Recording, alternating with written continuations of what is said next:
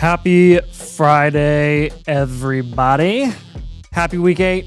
Another Dynasty stream that we're doing tonight. It's just me tonight. Avery is gone on vacation, a little mini vacation. He's in Colorado, I think, with family. But we are going to do the normal stuff that we usually do on Friday nights. We're going to do some mock drafts here, kind of do some Dynasty ADP checkups, and team reviews, team blueprints, trade questions, whatever you guys want. So appreciate you all coming in tonight. We already got like 60 people in before we just now started. So good to see everybody in here. We've got Rockney in here. What's up, man? We've got Bo Baker. Alec is in here. What's up, Alec? Any blueprints done today? Yes, Bo. We're doing, again, normal night. So I'll still be doing blueprints tonight. Aussie East says we're so back. Heck yeah, we are back. I'm back. Avery will be back on Tuesday. Mitchell is in here. What's up, David Elliott? How you doing, man? Torsten in here from Germany. Long time no see. Happy to be on a live stream. Best wishes from Germany. Appreciate you, man. Appreciate you. Colts are going to be in Germany soon. They're like 2-3 weeks away from being in Germany. So that'll be fun to watch. John is in here. What's up, man? Yep. Solo night. Solo in the studio. Except I'm not the only guy in here. Scott's in here too. Scott's running the stream for me tonight, so I'm not actually solo. All right. So I'm getting a Dynasty mock setup right now, and I'm gonna send you guys that link so that we can get this going and kind of do some ADP checks and stuff. Honestly, I'm a little bit curious here. Based on all the mocks that we've been doing on the Flock site for the last, I don't know how long, like a month, more than a month that we've been doing these drafts, kind of been seeing how these values have changed. I want to see how much ADP impacts it. So let's test your guys' knowledge. And we'll do first come, first serve here for this sleeper mock. Join that link. And we're going to do a Dynasty sleeper mock. And while you guys are joining, I'm actually going to check the settings to make sure it's correct, because sometimes it's not correct. Third round reversal, all players, 30 seconds, 12 teams, shaboom. Draft is updated. 3 more spots already filling up pretty quick, and then we'll get this show on the road. And I will give this to you, Scott, so you can actually... Oh, you got it? Oh, sweet. Okay. Perfect. It's like, how'd you get it? And I was like, oh yeah, I dropped it in the sleeper chat. So, all right, we are go here. Let's get started with this one. Got a couple people in here. Ozzy was able to make it in. Zach in here. Got RG Carlson, Chris, Mr. Throb. Heck yeah. All right, so I'm not gonna lie, guys. I know this is not a rankings update video or rankings update live stream, but what is this, the 3rd straight week now where Gadsden has maintained the volume that he's been getting at the expense of QJ, actually. And obviously Keenan Allen isn't there long term. Gadsden looks pretty legit. I would rank him as a top 10 Dynasty tight end at this point, which isn't, still, again, it's not saying that much because it gets so disgusting after like 7 or 8. But Gadsden he's looking like the real deal, and Herbert likes getting on the ball quite a bit. Ozzy's drafting all IR. No Drake May 101. No, I mean, I definitely think he could get to that point if he plays at the level that he's been playing for the last month for the rest of the season, and is scoring at the level that these high-end QBs like Lamar and Josh Allen are scoring, then yeah, he totally could. I do think, I mean, if you want Drake May to jump Jaden Daniels, I think they should be in the same tier, honestly. I would not have an issue with that if you prefer Drake May over Daniels. But so far, yeah, there goes May, by the way, at the 107. Nothing abnormal here in the first round so far. Bo says, sorry for the rookie question, but I'm having trouble finding the annual Mother Flocker tier. If I do live blueprint, can that be converted to the annual membership? Yeah, Bo. So let me send you the link to sign up for the annual Mother Flocker tier. I know there's a lot of links, a lot of stuff that you gotta mess with here. But if you sign up for the annual Mother Flocker tier, which I do think is the best decision in terms of, or the best choice in terms of value that you're gonna get. Oops, I got the wrong link. Hold up, my bad. I'm gonna get this sent to you in just a second, Bo. Sorry. I'm going to send you that direct link real quick. Annual Mother Flocker tier. Boom. Okay, here we go. So here is the link to create an account. It is flockfantasy.com/domain. I'm going to drop it in the chat here for you right now. I'm sorry, Avery. I'm not falling for that. Nice try.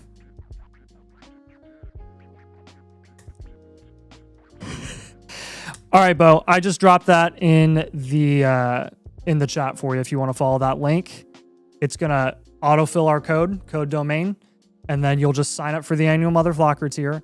And when you do that, just submit a regular team blueprint, and we'll do it live for you on the stream. Okay. Let me know if you need help or have any questions on that. Just let me know what your Flock username is, and once we get it all done, then we'll be good there. Light behind me is a little bit bright. I think I might go. I think I might go. Turn that down real low.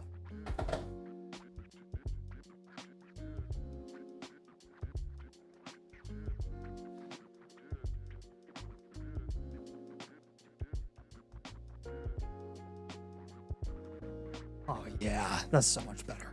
Okay, is fixed. Yeah, nice try, Avery. I know you tried. Underdog trying to. Yeah, I know everybody. Yeah, I know. AJ Brown, man. Yeah, so AJ Brown going to the 202. I don't know what Ozzy's doing here, man. You're trying to mess up the mock draft. AJ Brown is out for this week. Oh my gosh, so much Flock League stuff is going down right now.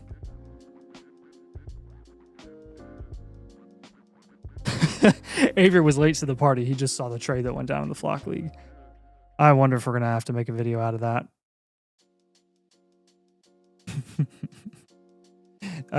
There's a trade between Sammy and Mason that just went down probably an hour ago.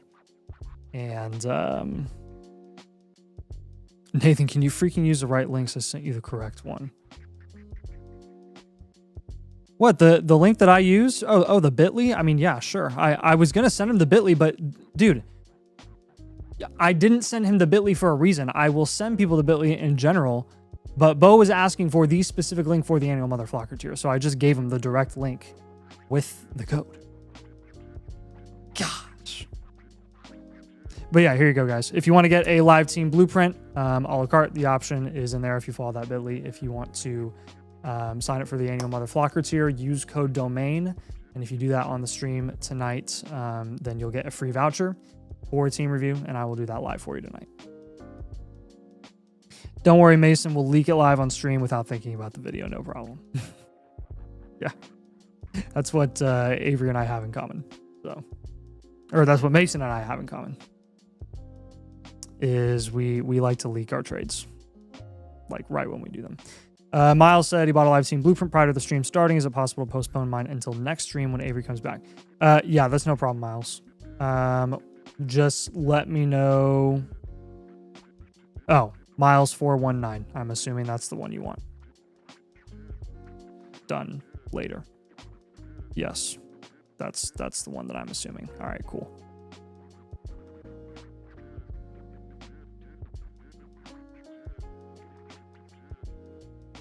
You don't have the bit.ly pinned. Fine.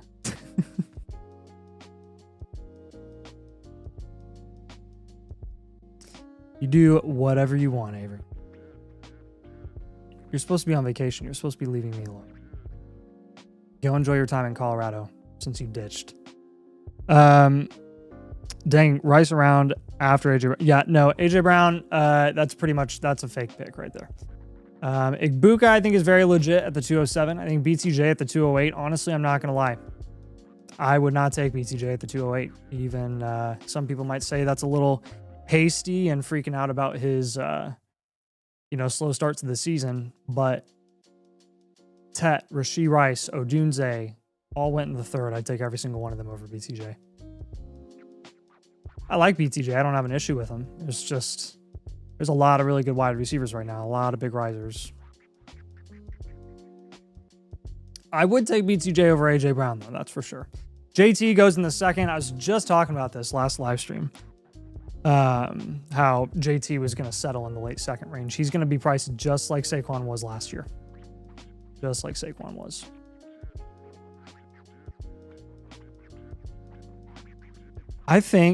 I'm pretty sure that JT is, if you look at JT, he is on pace to have the most touchdowns he's ever had in his career.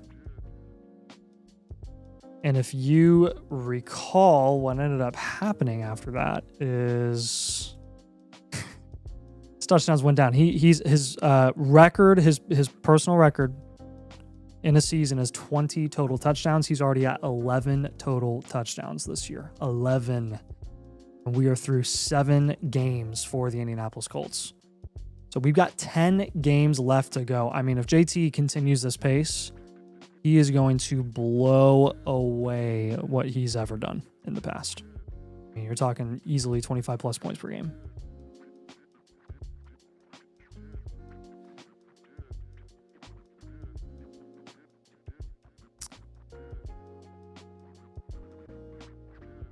Easily. Ozzy said, how many times I got to say I misclicked AJ Brown, man? Do not pick AJ Brown for your round 5. Yeah. Yeah, it's fine. We'll probably get through another one of these. CMC early 5th question mark? No, this looks like early 4th. CMC early 4th. I mean, yeah, that's gonna happen with what he's doing, man. Someone is gonna continue to take the upside shot on CMC until he is like irrelevant. Even in Dynasty. So Travion at the 312 seems kind of high. Yeah, that's higher. That's higher than where he was going even before the season started. He's been a little bit of a faller. So we'll see what happens with his value. Garrett Wilson at the 4.8 is by far the best value in this draft. I would. Garrett Wilson and BTJ are back to back for me. There's a 2-round difference there in this mock. I think a lot of people are being fooled by the ADP. I think some people are thinking about the ADP. Some people are not thinking about it, and they're just taking the best player. Because like Kyron at the 311 is pretty rich. Compared to, maybe it's not Kyron at the 311 that's rich. But guys like Scatterby going late 4th. Guys like Rice going in the 3rd. Like he'll be going in the 2nd. Ladd is a big faller here. Okay, honestly, this is actually not that bad. Garrett Wilson, I just think is way too low. Way too low for my liking. I mean, I guess I like it because that means I can get him at a really good discount. But Al Primo said, nice video on Dynasty trades today. Good clarification for people. Thanks, man. Appreciate it. Yeah, we had to keep calm and talk about Dynasty trades while we were doing that video. Yes, George, I'm doing trade questions on the stream today. If you guys submit a trade question, start sit, whatever, I'll do it for you guys on the stream. Major RZA said, did my team review Tuesday, QB heavy, needing to up tier at running back, successfully move JCM, Spears, and Neal to get Henry and Hubbard yesterday. Still working on moving Allen and Kraft. That is a real nice deal, especially as a contender. The upside shot that you get in Henry is just higher than JCM this year, so I like that.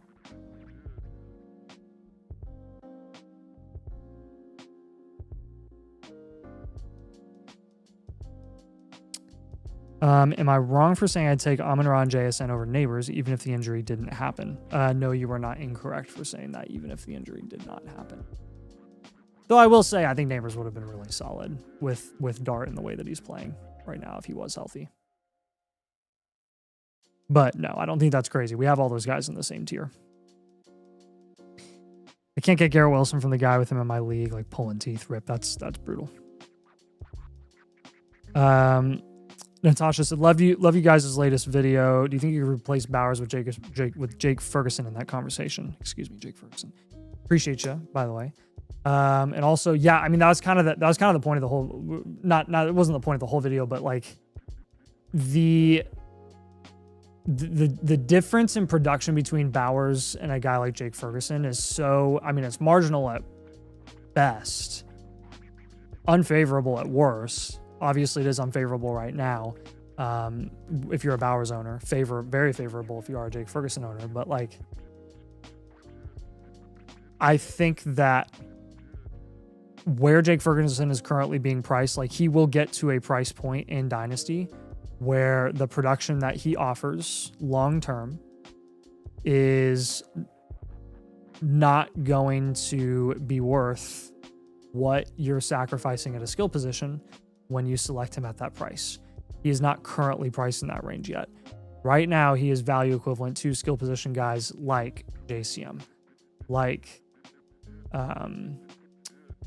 Chuba Hubbard, Chase Brown, other wide receivers, old veteran wide receivers. Some are productive, some are not, but even like a Cortland Sutton, not producing in the same, points per game level that Jake Ferguson is right now at your tight end spot. So that is, definitely why we're such a big fan of Jake Ferguson right now. And realistically, that situation isn't going to change anytime soon where it's going to get worse for him.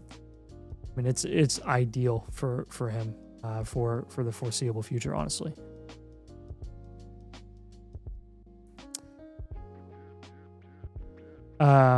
Weston said, you guys reviewed my team a while ago. I got the up tier from Ibuka to CD. I had to throw in Worthy and Baker, but got back Baker and a random fourth. So you did not have to throw in Baker. Is that what you're saying? Or are you saying you got Baker and a random fourth back?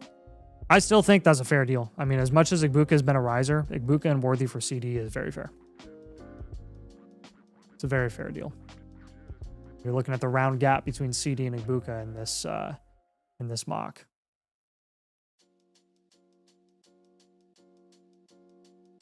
Bo just completed the annual membership. Now just click the Team Blueprint 1.0. Yes, sir.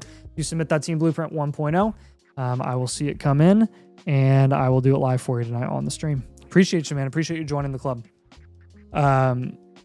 You can also send me a DM on Discord after the stream is done, and just reach out to me, and I'll get you hooked up with the community. We have an awesome community over on the Discord.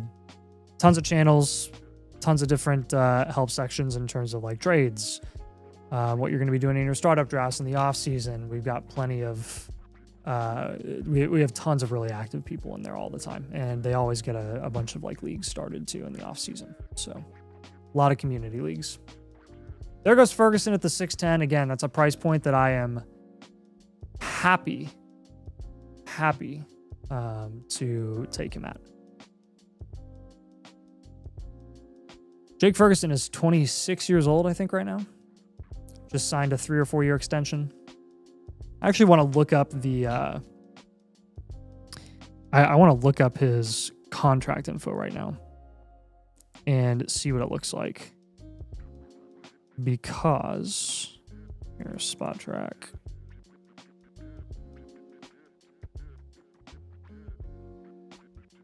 Jake Ferguson. I think he's a lot more insulated than people give him credit for. I don't know how many people remember that he got re-signed this year.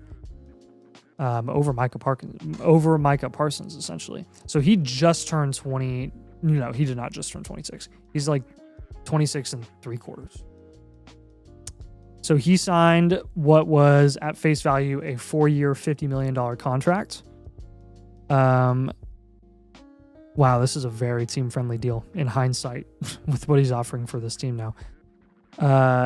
Really 2 years locked in. They can cut him, save $2 million in 2027, but his cap hits through 27 and 28 are $9 and $10 million. At that price point for what Ferguson is offering for this team, there's very, very little incentive for them to cut him. The dead cap versus cap hit, if they were to cut him versus keep him, is not great enough for them to just sever ties unless he were just to fall off like dramatically. And I don't believe that's going to happen. George just submitted. Appreciate you, man. We will get to answering those after the mocks here. After this 7th round, I'm going to bring the clock down to 15 seconds, speed it up, and then we can do potentially one more mock.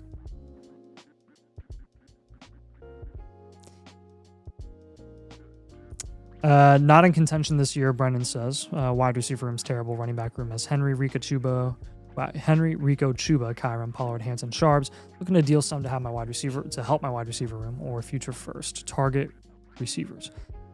Yeah, I mean, I can't. You probably want to go for veteran wide receivers. Probably move guys like Rico and Chuba there. I can't do like a whole team review for you. If you want me to do a whole team review for you, Brendan, here's the link to sign up for a team blueprint. We can look at like your entire team and tell you like all the specific moves that you should make. But I'm definitely on the same page with you. I definitely think that you should be moving a couple of those running backs for some productive wide receivers. But overall context does matter quite a bit. If you sign up for the annual Motherflocker tier, if you're not already a member, then if you sign up tonight using code domain, just submit your team blueprint with the voucher that you get when you sign up. Again, it's got to be the annual Motherflocker tier, and then I'll do it for you on the stream tonight. If you are already an annual Motherflocker, then you've got the a la carte option, which is on that bit.ly link as well for you.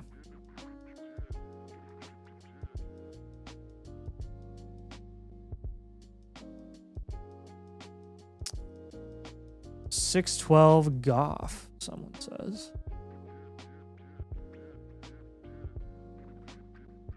I don't think in this mock. Goff went at the 7-3. Is, 6-7 turns. So good price for him.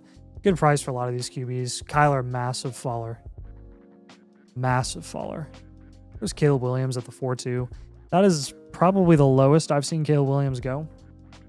Which is quite interesting because he's been pretty solid. He has scored 24, 29, 19 points, 17 points. He's had a 12 and a 5-pointer. But he's got Baltimore, Cincy, and the Giants up next, and then Minnesota. He's got a real nice stretch of solid production coming up. Good chance, good opportunity for him to boost his stock.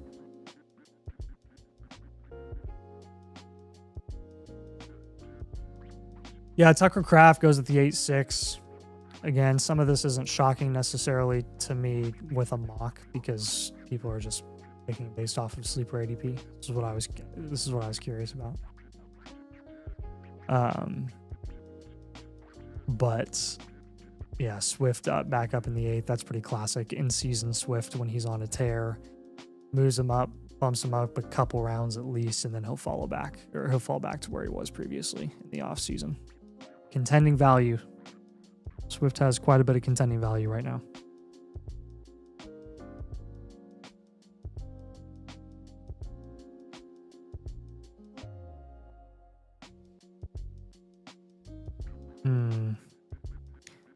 Surprised Jaden went over May. Thought May would be the QB3 by now. Yeah, I mean, I think a lot of people are giving Jaden Daniels the benefit of the doubt in a super flex format. Like he's hurt, he's banged up. Obviously sprained his knee, and then came back, strained his hamstring. He's gonna be out for a bit. It's tough. I mean, it's very similar to Neighbors, right? Neighbors just isn't gonna lose value even with a torn ACL. He's just not going to lose that much value, or the value dip will be very marginal. He'll just move to the bottom of the tier, whereas previously he was at the top of the tier. But at the end of the day, it's essentially a wash. Very similar to Daniels. Like you're going to see by the end of this year, people will be like excited and aggressive with May and where they rank him and stuff, which is great. But again, like he can't really go any higher than just above Daniels. Because again, we just saw this with Daniels last year, where you've got, a very productive year, still on his rookie contract, a lot of moving parts offensively. The nice thing about Allen and Lamar is they're just so insulated long term. And Daniels and May are as well, but for whatever reason, their value just fluctuates a little bit more. So, but yeah, I mean, if you prefer May over Daniels, I have no issue with that. I think I might as well. I'm getting there. But again, once Daniels comes back and he's fully healthy, like, then we're just going to have the conversation all year long.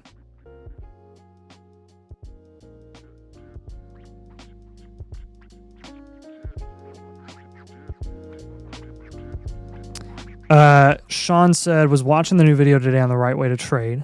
Thinking of moving Bowers now.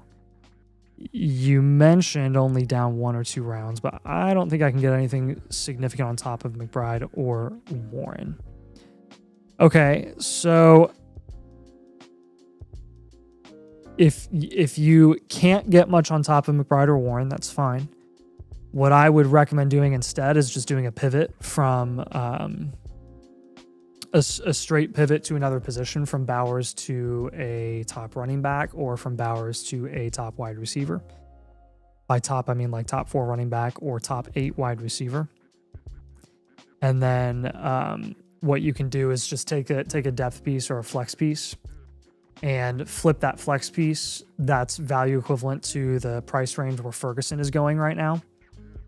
And that would be your tight end replacement, or insert Kittle. You could get Kittle as well.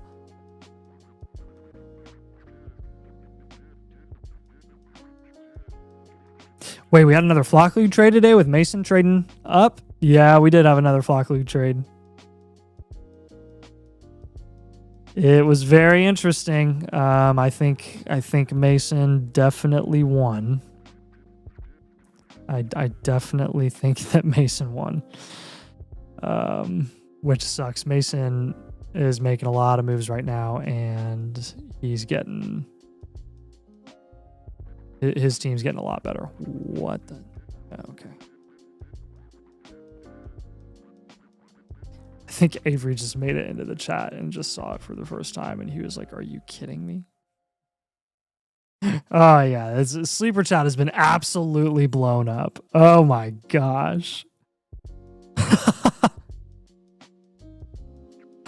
Oh my gosh, it's crazy.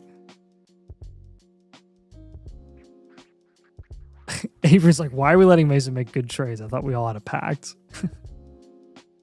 No, actually, I have one pact, and one pact alone.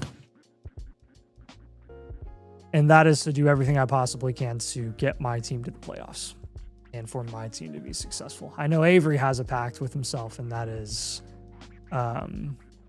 he will not trade with Mason, which is fine. But if the opportunity is there, then I'm going to get the trade done. I don't care who it is. I don't care if it's Bush, even though Bush is my number one rival, aside from Avery. I don't care if it's Avery. If I'm trading with Avery, then, maybe I'll trade Jefferson again for nothing, which honestly, I could have done that this year and it wouldn't have looked that bad.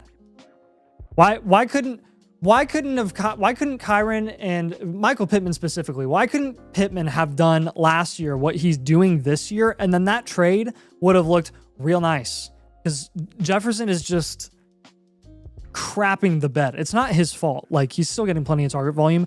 This is the least amount of touchdown volume that we've seen from Jefferson ever in his entire career, like on a per game basis. That's really what it is, because his volume, his efficiency, his yardage really isn't changing that much. It's just they can't find the end zone because their offense is so lackluster. They're barely in the red zone.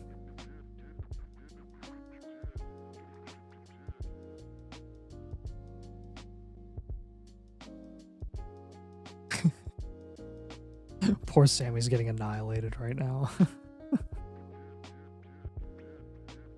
Look, I understand why Sammy had to make this deal.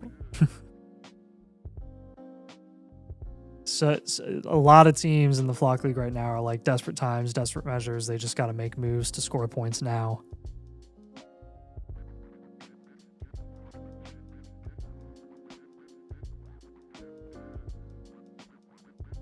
What did Mason trade for?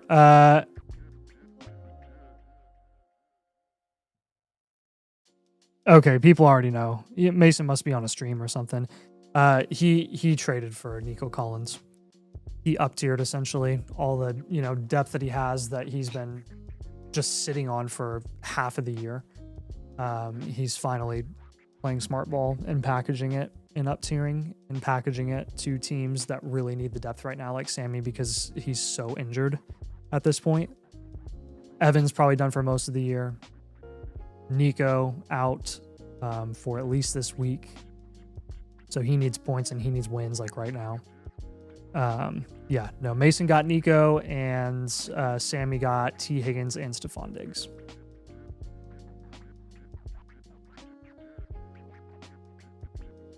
I'm partially biased because I really am not a Diggs guy this year. He's so inconsistent that it like terrifies me to ever flex him. Oh, the flock site shows the exact trade. That's why we know. Imagine you stick with Puka and let JJ fall. I know that's one of my biggest what ifs. Part of me regrets not just sticking with my guy that I was dead set on taking. Like the conversation at the time was Nathan's going to be left with Puka, Neighbors, and Amon-Ra, and he's going to have to pick one. Who's he going to pick? And no one knew who I was going to pick. Most people, if they felt like they were confident in who I was going to take, they thought I was going to take Neighbors. And I knew almost the whole way, I knew that I was going to go Puka. And again, like hindsight's 2020, you can look back and say, oh, I regret this, so I wish I did that. But like the reality is when I was in the moment, I didn't expect Jefferson to be available there. And I remember being at the 107, basically being like, wouldn't this be crazy if Jefferson fell to me? Like I really did. I truly did prefer Jefferson over Puka. I was much happier about that pick in the moment than I would have been about like even selecting Puka, who I loved and who I was dead set on taking. So like, you know, I can go back and say, yeah, I wish I had done that. Yeah, I wish I had done that, obviously, but it wasn't like, you know, I went against my gut or something like that. No one was taking Puka over Jefferson ever.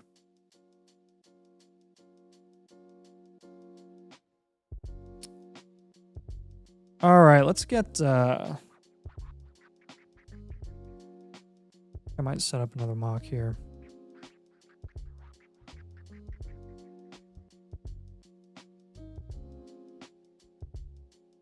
So Miles wants his on Tuesday.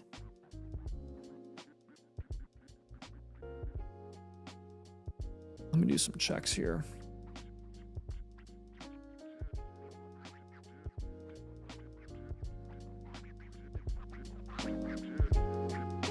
Drop your guys' favorite team in the chat from this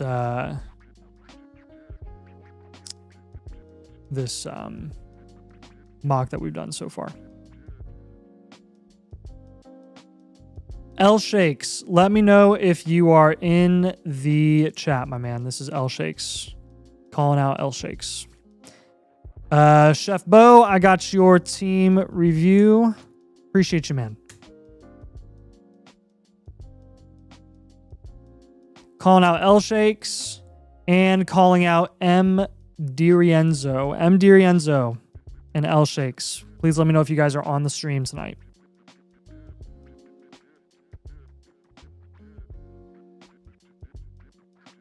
Actually, Scott, let's go over and do some of these trade questions.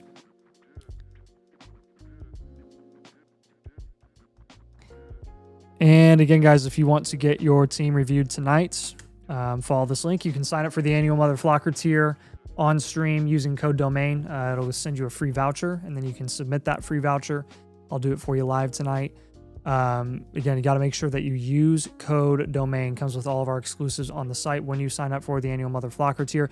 If you are already a member, you have the a la carte option where you can purchase a live team blueprint as well. So appreciate you guys again popping in tonight.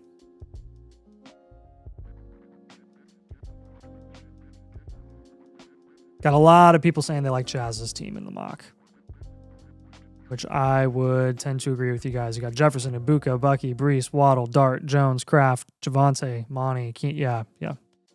I mean, that's a productive team for sure. So I like it. If you see any of the If you see anybody acknowledging the users that I shouted out in the chat, Scott, just let me know. But again, going to do another call out for, while we do some of these trade questions, another call out for M. Dirienzo and L Shakes. Let me know if you guys are in the stream.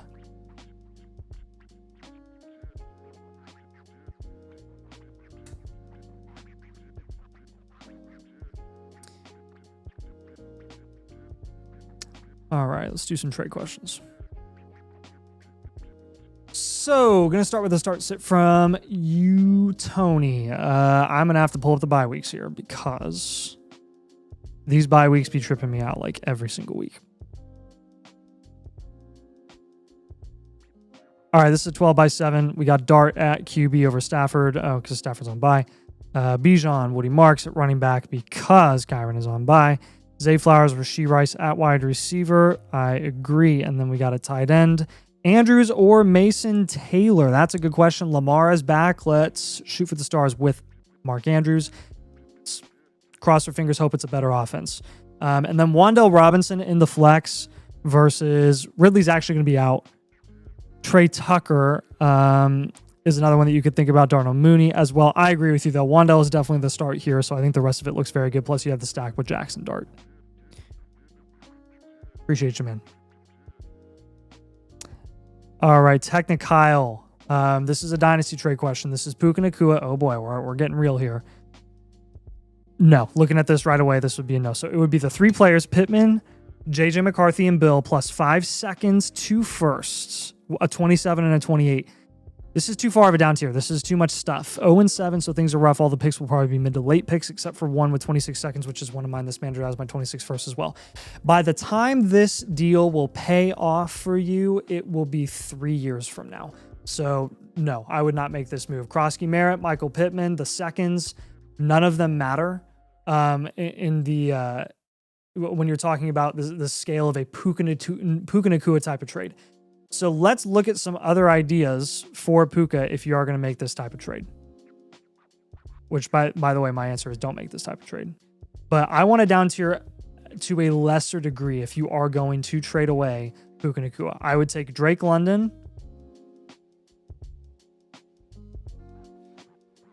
And I would want to get a really solid player on top. Which it doesn't look like he has.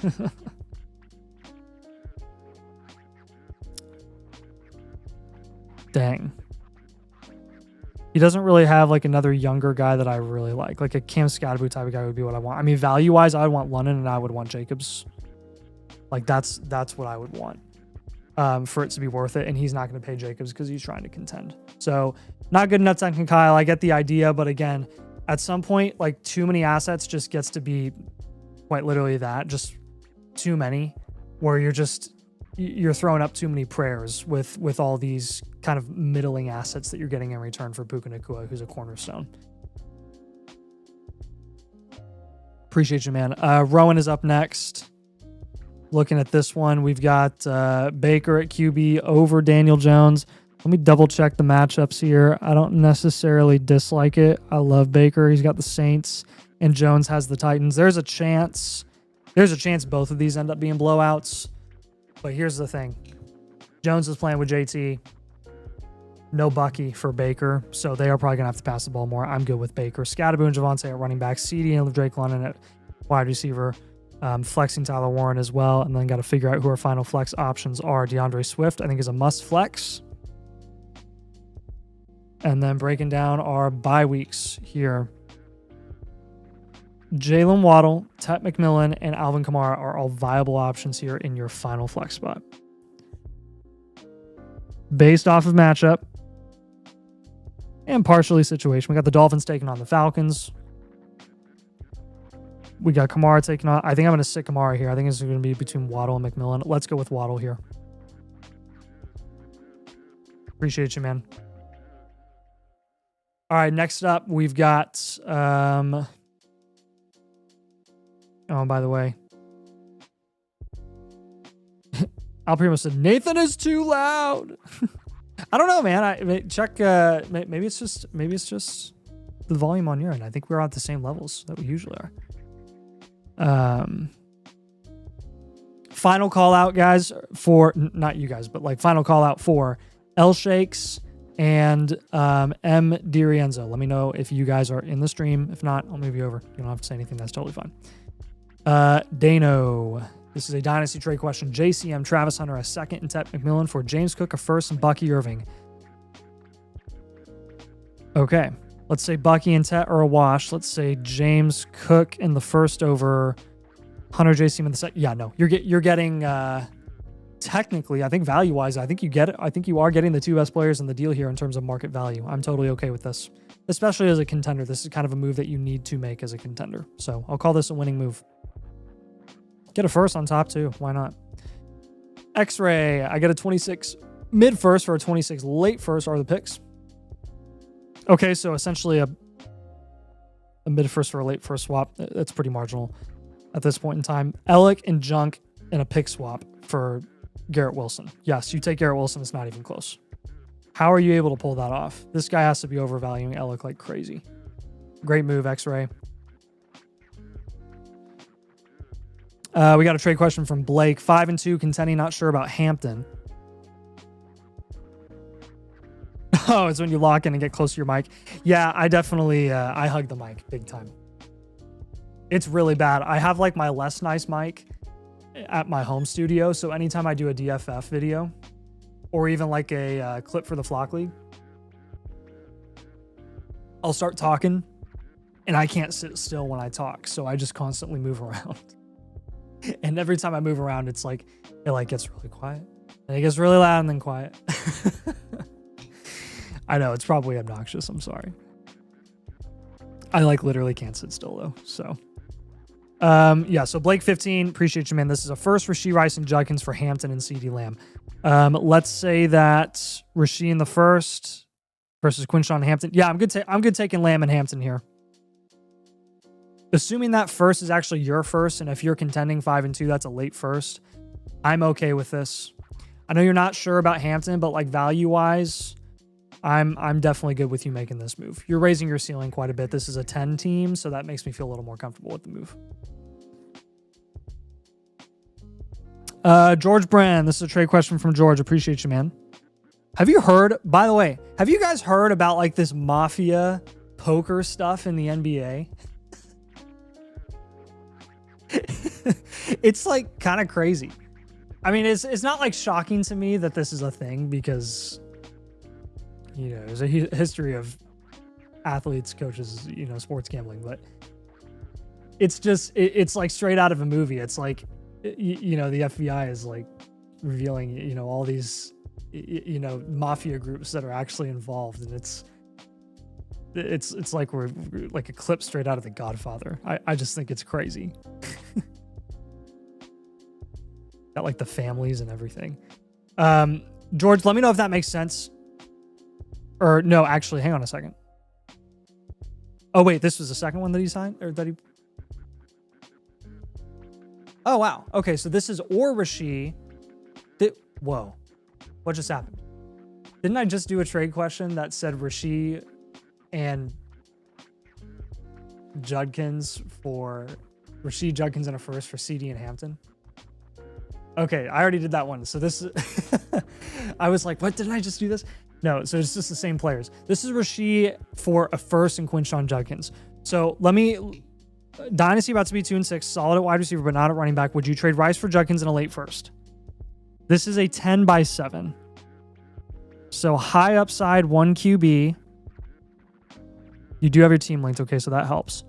You have Drake May at QB. Your running backs are Hampton, Henderson. Your wide receivers are Lamb, Odunze, BTJ, AJ Brown. Oh, man. You have good running backs. You have Hampton and Henderson long term. And if you're reloading this year, I'm tempted to be greedy. If this really is an early first, George, if this really is an early first, looking at this guy's team, it looks like it's not really an early first. CMC, Kyron, Gibbs. His wide receivers are actually kind of brutal. Like, not good. Is Garrett Wilson and Higgins. but his running backs are carrying him. That's going to be a late first. I'm going to call it fair. You're loaded at wide receiver. I'm going to call it fair. Judkins is going to maintain his value. By the time we get to the end of the season, Judkins will be a 2-3 turn guy in Dynasty startups. We'll call it fair. I'm good with you making this move, George. That's a tough question. That's a good one. We're really, really high on Rashee Rice, but again, think about that a month ago. No chance you would have been able to make that deal a month ago. You would have been thinking about a Quinshawn for Rashee Rice pivot straight up if you were lucky. Yep. Taylor said I got the annual Mother Flocker tier, the sign up for the annual Mother Flocker tier. How do I get the YouTube icon? That actually, I think the YouTube icon is I think it's a separate thing, but we can figure that out for you, Taylor. Honestly, the YouTube icon things are kind of confusing to me. It's the membership thing on YouTube, right? Yeah. See, Scott knows about this more than I do. It's like the YouTube membership thing, which is like $1 or $2. We like set it at the lowest possible price point. But the annual Mother Flocker tier for the site on Flock Fantasy, again, is going to get you like literally all the perks on the site with our draft guides in season, draft guides for DFF, the rookie draft guides that we have for Dynasty. We get exclusive access to our community on Discord, which is like tons and tons of channels with constant activity. A lot of exclusive content there. You get one-on-one feedback interaction with Avery and I on Discord as well. So shoot us a DM, man. Really appreciate you signing up tonight. Jose says, what up, Nate? Fresh cut. Thanks. I know Avery was like, you didn't cut your hair. He just says it to be a bum. Everyone knows I cut my hair. Gosh. He's like, I couldn't even tell. It's all right. I don't cut my hair for Avery. I cut it for myself. And my wife, because she told me I needed to cut my hair. I was like, okay. I probably can't say no to that. When your wife starts telling you like multiple times a week, like, hey, starts pointing out like different barbershops when we're driving in the car, like, oh, you should go there at some point. And she's like, so when's your next hair appointment? Then you start taking the hint. You're like, oh, I guess I'm supposed to cut my hair. All right, so we got old school up next. This is 2 firsts. This is a 26 first and a 27 first for Garrett Wilson. Let me make sure you're contending here. I'm assuming you wouldn't make this move unless you're contending. And yes, it looks like you are. Yeah, this is a 12/8. Yeah, I'm good making this move for Garrett Wilson. They're not in the same year either. It's like spread out. So Garrett Wilson, very insulated. His value will kind of transcend the value insulation of those picks long term. You should be fine. Appreciate you, man. This is mostly this is another Dynasty Saquon and Trevor Lawrence for Sam Darnold and James Cook. This is a super flex 12 team. Yeah, I'm good with this. Yeah. I view Lawrence and Sam Darnold very similarly. They're kind of in the same tier there. And then James Cook, I do give the upper hand over Saquon. So I am good with this move. If you had asked me that question 2 months ago, I would have said you are psychotic for taking James Cook and Sam Darnold. But here we are. Times are changing and you got to adjust. We got another trade question from Mostly as well. This is Tet McMillan for Ladd and Harvey. This one I would hold on to Tet, I think. Ladd has really been coming on, honestly, which is good. I mean, we always knew that he was capable of doing this, but he is very, hit or miss. Back down to 10 targets because he had 15 the week before. Had a 20-pointer. I mean, he's looking really solid here. 23, 15, and 20 points the last 3 weeks. Bush is celebrating in the Flock League because of that. Then they got Tennessee, Pittsburgh, Jacksonville. I mean, it's not a bad deal. I would be more inclined to stick with Tet McMillan right now, though, personally. So let's hold there.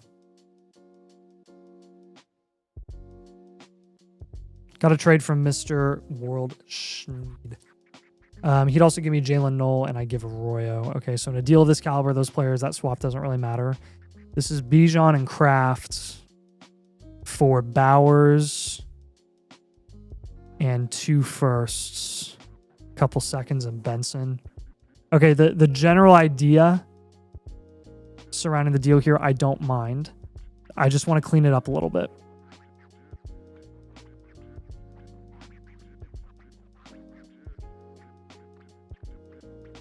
Let's clean this up. Let me look at your roster here.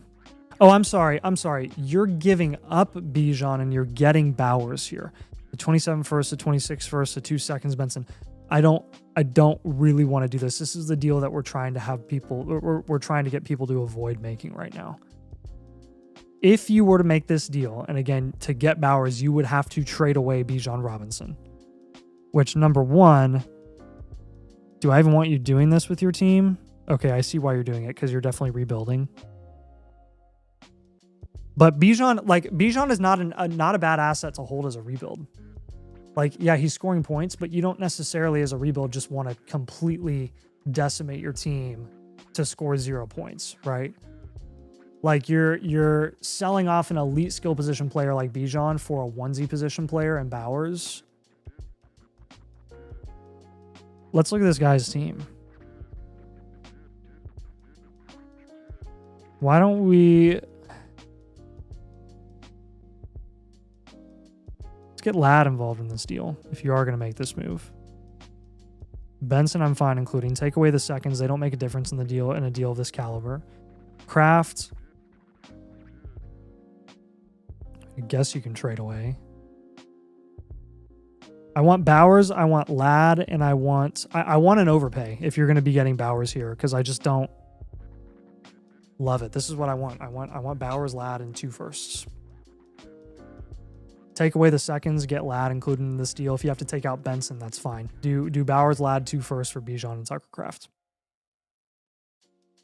Again, the only way I'm going and investing in Bowers right now, because we've been talking about how we really don't like his current price, is if you're getting paid at the price point that we think Bowers should be currently valued.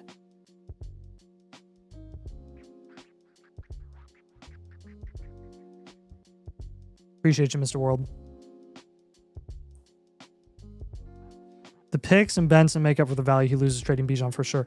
In theory, yeah, but I want more difference making picks. I want more difference making assets long term. Trey Benson in 2 seconds in a deal of this caliber, maybe inch you up close to value equivalency, but that's not the type of asset that I want when you're dealing off players of the caliber of Bijan Robinson. I want those to be big name players that I'm getting in return, not Benson in a couple seconds thrown in.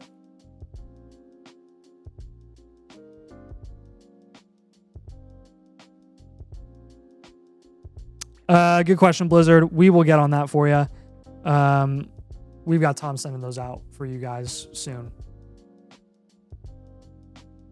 I will remind him of that actually right now. Apologies on the delay there. We've been absolutely shellacked the last week and a half.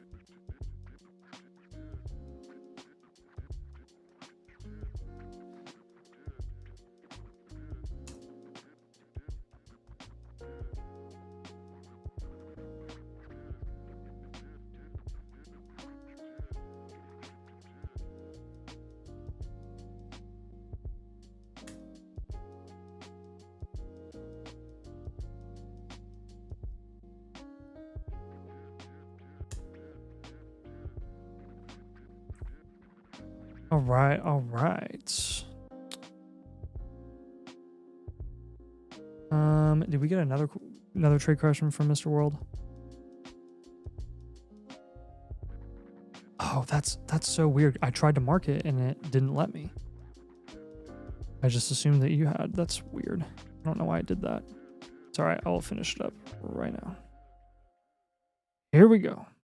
Boom. Boom. Boom. Now it works. Okay, cool. It's gonna be like that. It's gonna be like that today. All right, guys. Again, if you want to get your team reviewed tonight, follow this bit.ly. You can, if you have not signed up for the annual Mother Flocker tier, you can use code domain Sign up for the annual Motherflocker tier. Just follow that first link up there where it says free live blueprint. When you sign up for the annual Motherflocker tier using code domain, you will get a free team review voucher applied to your account. Then you can submit your team with that voucher, and I will do it live for you on the stream tonight. You can also get a live blueprint as a second option down here if you have already signed up to be a member and you want to get another blueprint. You can purchase one a la carte. Just select the live team blueprint option, and I will get that done for you tonight on the stream as well.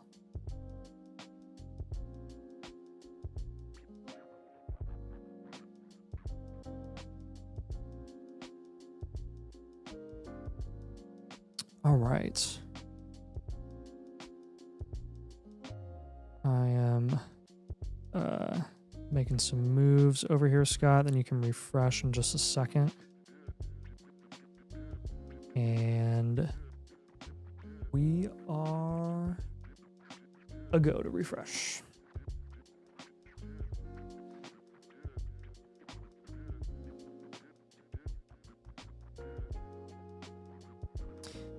All right, first team is going to be Sloan's team. This is Burr method. I'm assuming he has Joe Burrow on his team. Just a guess. Looking at your roster, you said made quite a few trades and improve my wide receiver room a ton. Need to build my running back room now. Not sure what other moves to make or if I should just hold and make it to the draft. So Burr method, you are 4th in the power rankings here. Your record is 3-4. Looks like in terms of points for, you are actually second to last in points for with 3 wins because you are near the bottom of the league in points against as well. So that is good context to know for a 3-4 team. Sometimes that can kind of make a difference there. You do have Rashee Rice coming back though. So part of the reason your points for are really low is you were trying to survive without Rashee Rice. And now that he's back, we'll see what happens here. Let's grade this out.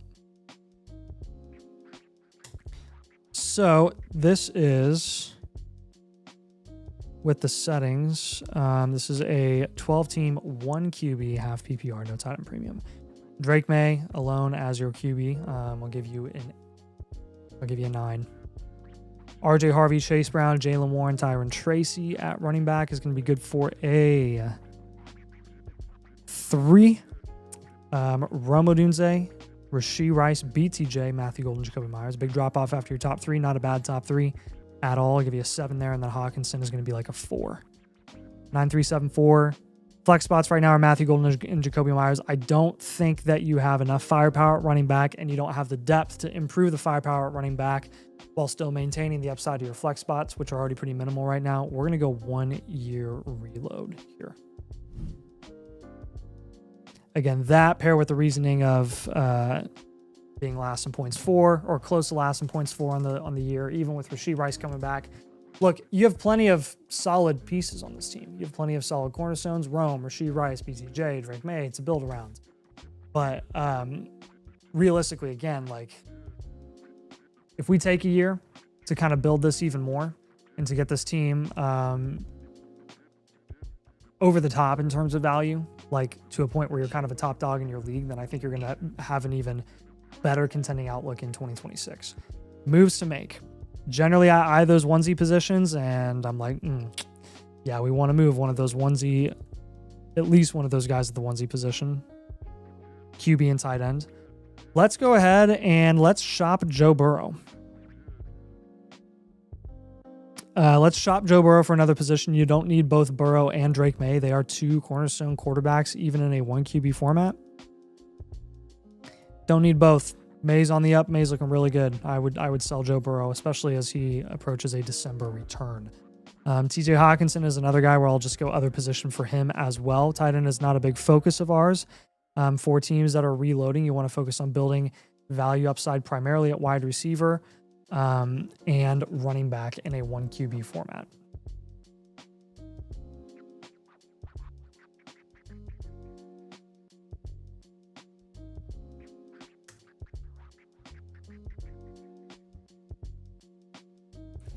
And again, I want to reinforce for your team here that, again, just Drake May and Burrow are overkill. in a 1 QB. Look to shop one, don't sell both. And then we're going to take Chase Brown and Jaylen Warren at running back, and we're going to go for safer long-term assets. Both of those guys have immediate production relevancy for contenders. I'm sure a contender would be interested in either or both of those guys in your league, and that's where I would capitalize and try to get some safer long-term insulation. Let's go ahead and target 26 rookie picks since you are reloading this year.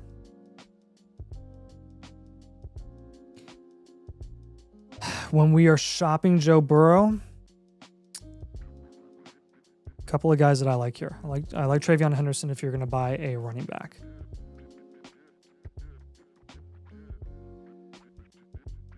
As cheap as Breece Hall is right now as a reload, you may as well just go target him. I actually will give you Breece as a running back target there, and then I'll give you Travis Hunter as no, you already have BTJ, and you have Golden. Let's go Waddle at wide receiver, and let's go.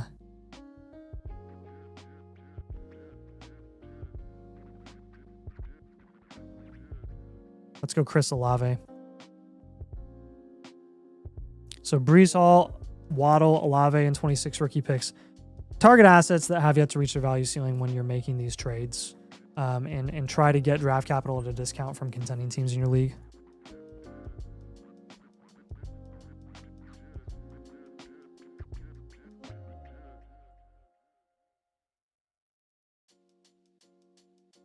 Hopefully that makes sense for you, man. Like, again, Joe Burrow, other position. TJ Hawkins is an other position. Warren and Chase Brown, safer long-term asset. Again, the majority of the moves that we have you making on this team really lie at the onesie positions where we want you to kind of offload some of the extra value that you have there and reinvest it in what we would consider more essential positions of running back and wide receiver in a 1 QB format.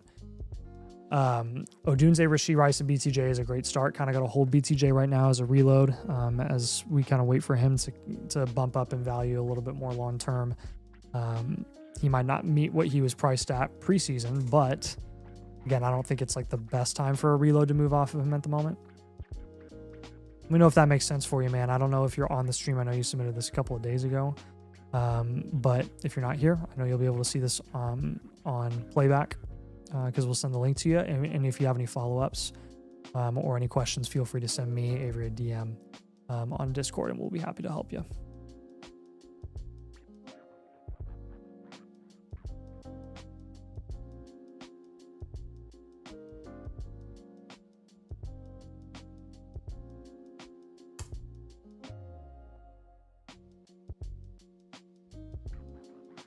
Got a trade question from Nyan Keys RD. I fall into it every single time. I don't know why I try to pronounce usernames sometimes.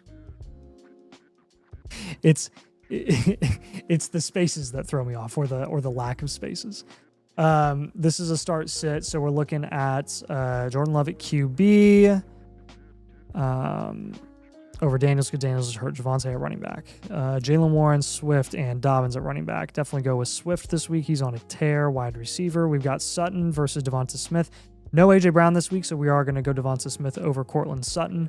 Rashee Rice at wide receiver. Jake Ferguson at tight end over Hawkinson. I agree. Last flex spot, Jaylen Warren or Cortland Sutton. Based on our matchups,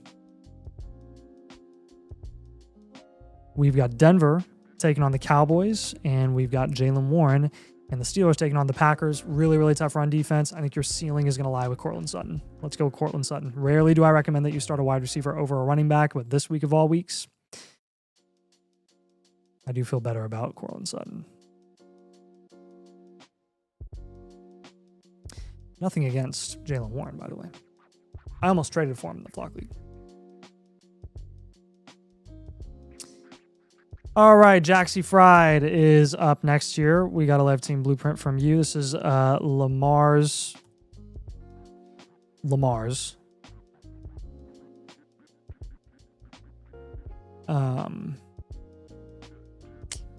Refreshing real quick. Any notes here on this one? There are no notes. So let's dive right in here. Lamar is your team name. And you currently are, we definitely have done this team before. You are 6-1, which is awesome. And doesn't look like you're a fraudulent 6-1, that's for sure. You have JT on your team. Automatically, you will be, top team in your league. Lamar Jackson and Justin Herbert at QB. You've been surviving with no Lamar Jackson because you're starting Spencer Rattler. Not ideal, but hey, got to do what you got to do. Lamar and Herbert's going to be an 8. JT, Cam Scatterboo, Derrick Henry, Travis Etienne at running back is going to be good for a... I'll give you a 7 there. Would be an 8 and a 12 team. Emeka, Garrett Wilson, Pickens, Addison, Debo, Shakir, a lot of 2s. I'll give you another 7 there at wide receiver. And then at tight end, you got Tucker Kraft and Harold Fannin. That's another 7. So 8, 7, 7, 7. This is a well-rounded team through and through. Contend, reload.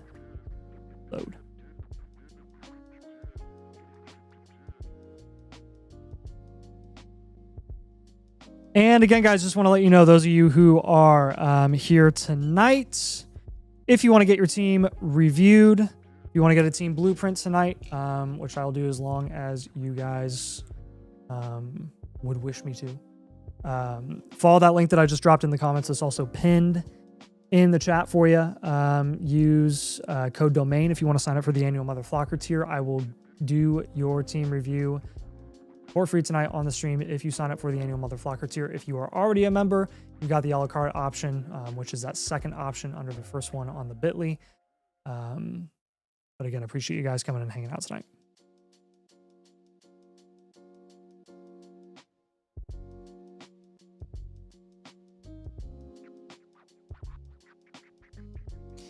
Okay, so going back and looking at specific moves that I'd like to make for this team, I think they definitely I think they definitely lie at wide receiver, because you got 3 starting wide receivers plus a flex. Derrick Henry obviously going to be your flex. JT Scatterboo, Derrick Henry is definitely a strength in terms of production this year as a contender in your league. McBuka is going to be a massive strength. Garrett Wilson, once he's back healthy, is solid. George Pickens looking good, little boom bust. Jordan Addison, Debo, Shakir, that's a good amount of depth. I honestly would be looking at potentially making an up tier here. How's Herbert been doing, by the way? I didn't see how many points Herbert scored yesterday. It should have been a lot, like 26 points. Yeah, this is the best year that we've ever seen from Herbert. Second best year that we've ever seen from Herbert. He's looking pretty good right now. He's definitely, with no Hampton, he just kind of has to pass the crap out of the ball. All right, let's make some up tiers here. First move that I want you to make, looking at tight end, you have Tucker Kraft and Fannin. Okay, this is, all right, ready? This is Dynasty Trade Strategy, Dynasty Domain Trade Strategy 101. Instead of trading away Tucker Kraft for another position and just totally fading tight end, you don't have to fade tight end. Because guess what? There are tight ends value equivalent to Harold Fannin right now that are outproducing him by far and have a higher ceiling and are actually outproducing Tucker Kraft at a cheaper price. So what we're going to do is we're going to go other position for Tucker Kraft, where we're going to kind of reinvest in wide receiver. And then we're going to pivot off of Harold Fannin, who currently, according to market value right now, is value equivalent to 17.5 point per game, Jake Ferguson. And again, if you cannot get that to happen, there is another productive tight end in that value range that I'm sure you can get, and that would be George Kittle. Either one I would be happy with here, but I will give you Ferguson as a preference. And then third move here is going to be an up tier. We're going to take Addison and probably Shakir, and we'll up tier there.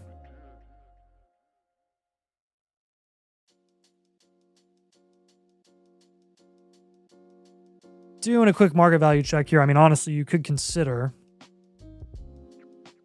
Hey, you know what? I may have lied.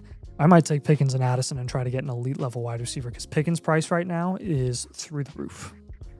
Not necessarily in a bad way. It's just through the roof. So I lied. We're actually going to do that. We're going to do Addison and Pickens, and we're going to do a big time up tier, because this is a 10 team. And oh, by the way, you have minimal picks. You got seconds over the next few years, no first. So all the more reason to be a heavy contender here.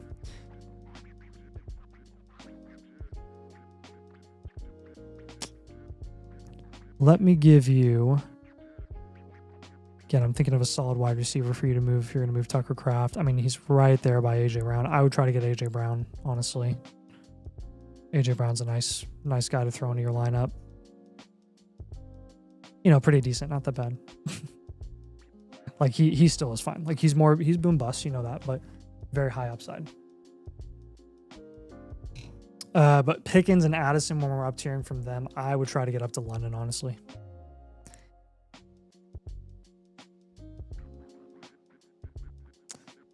Then another target, if we were moving off of Tucker Kraft, just wide receiver wise, Zay Flowers. I mean, running back is pretty much taken care of. You don't really need to make any more crazy moves there because you got 4 guys you can only start. You're only able to start in this format 3 running backs every single week tops. So if anything,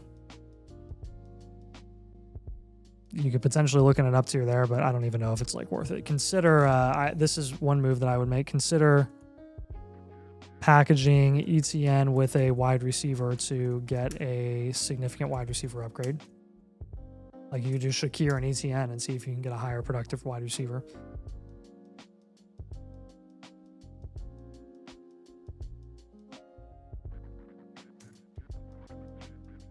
Don't make any moves that don't objectively improve the production upside of your starting lineup as a whole.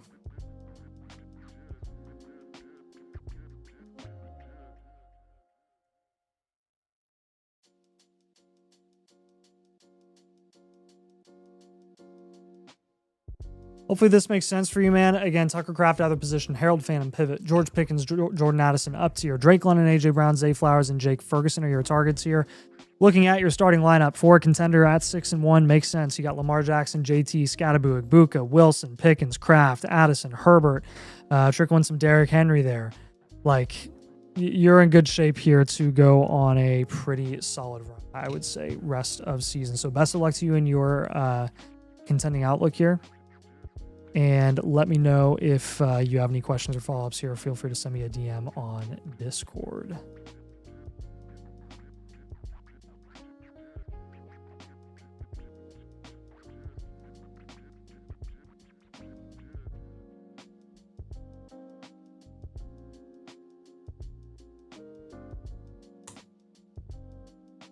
All right, we got some trade questions. One of them's from JP. Appreciate you, man.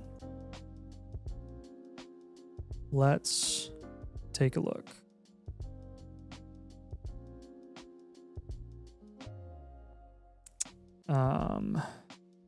Pause. Okay, so this is Rachaad White and Amon-Ra St. Brown in a redraft 10-team start 7 for Devon Achane. I don't know. I really like Amon-Ra. I don't want to trade Amon-Ra. Bridge, I got your team review in, by the way. Appreciate you. Let me look at your running backs. You have Jacobs and Brees at running back. You have Lamb, Rice, Odunze, McMillan. So you do need a running back.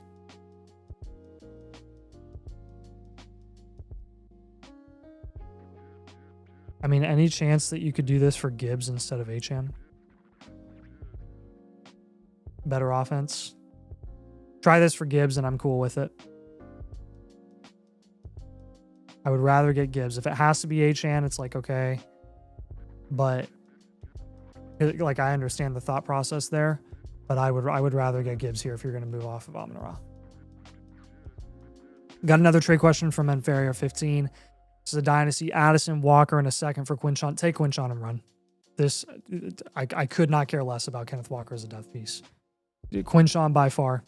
Much, much, much more insulated long-term, higher upside, higher ceiling, higher long-term promise with, I mean, the fact that he's producing in this situation of all situations, it's the Cleveland offense.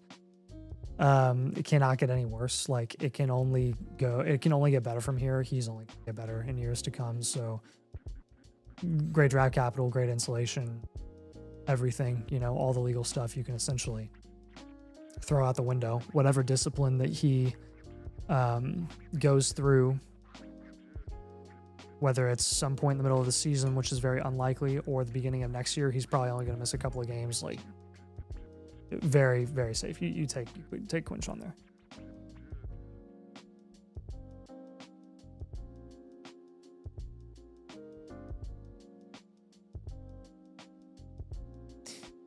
All right, guys.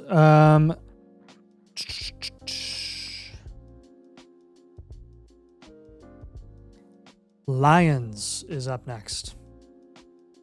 Is Gibbs J-Mo Moore is his team name. This is arguably my best Dynasty League team. And I thought it would be a good one for the live stream because of the whole Sell Bowers thing. Thank you both for all you do. No problem, man. Thank you for your support and submitting this team for us to look at. I'm excited to see it. I can't tell based on your comment if you own Bowers or if you're sticking. Okay, good team. Yeah. That's funny. Yeah, okay, so Jaden Daniels and Justin Herbert. This is a Superflex 12-team start 10 PPR, one tight end premium. Again, this definitely is not a surprise. This is one of your best teams. This is a great, great, great team across the board. Number 2 in the power rankings, actually. Who's number 1 in the power ranking? Slightly above. Okay. He has reaped the benefits of Drake May being a huge riser and JSN being a big riser. That's a really good team too, honestly. But your team, I think, is just solid. Jaden Daniels, Justin Herbert at QB. I'll give you an 8. Gibbs, Hampton, Achane, Javonte, Chase Brown. Whew. That's a 10. Jefferson, Worthy, Higgins, J-Mo, Downs. That is more like a 6. And then we have Bowers and Kraft, which is also a 10. This one is actually going to be running back heavy, contend, reload.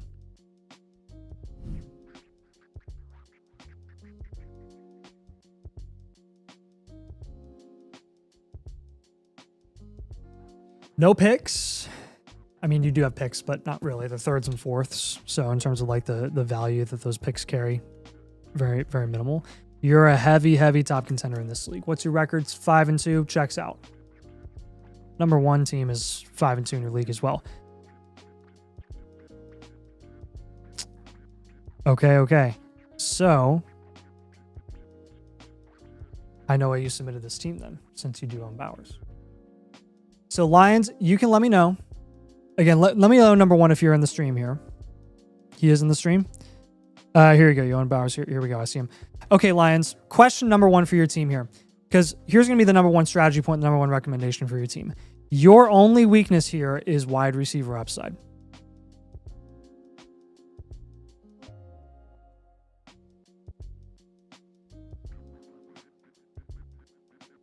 Wide receiver value and production upside. Your absolute number 1 best shot at solving that problem and essentially washing away all your worries is if you trade Brock Bowers straight up for a cornerstone productive wide receiver right now today and then just ride the rest of the season with Tucker Kraft. No problem. Have you tried to shop Brock Bowers and are you able to do it? That's what I'd like to know because that is going to be the number 1 recommendation that I have for your team. Because realistically, like you're 5-2 with no Hampton. Gibbs, Achane, Javonte is really carrying you right now. Chase Brown, by the way, that's another move. I would just pivot straight away from Chase Brown and go get Derrick Henry. And then I would love to be able to move off of Jameson Williams and Josh Downs. I would pivot off both of those guys for like higher, more consistency.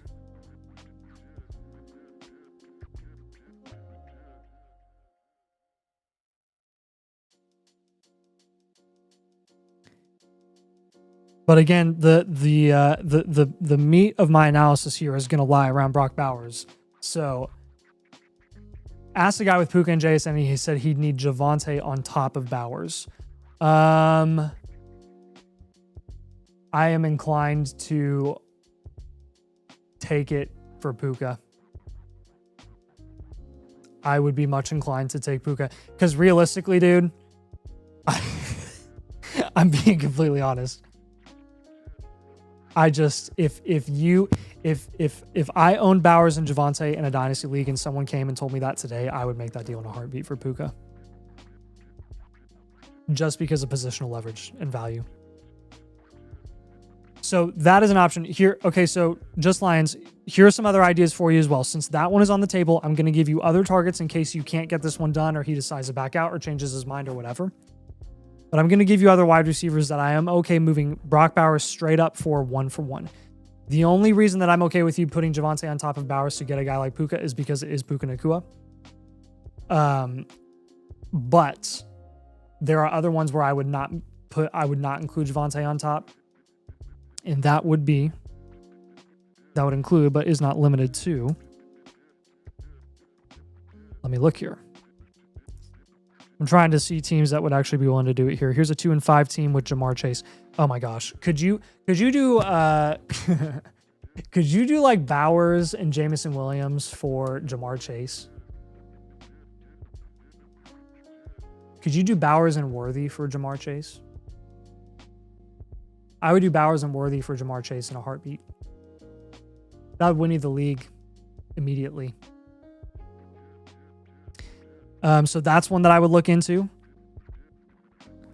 Some other teams down here. This guy has Drake London, the 3-4 team, Dumb and Dumber. He has Drake London. I would do Bowers for Drake London straight up.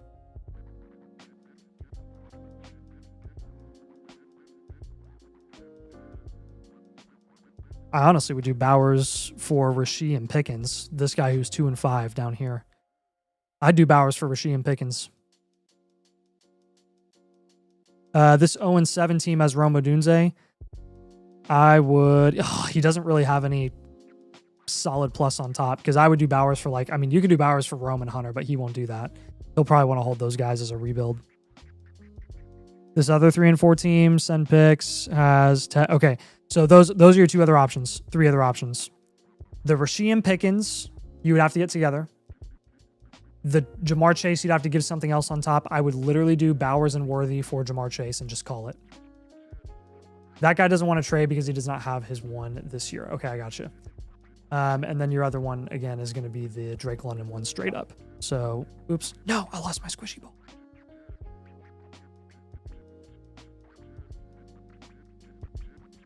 Sorry, I left. I'm back. The rug is now messed up underneath me as well. I don't know what happened. Must fix. I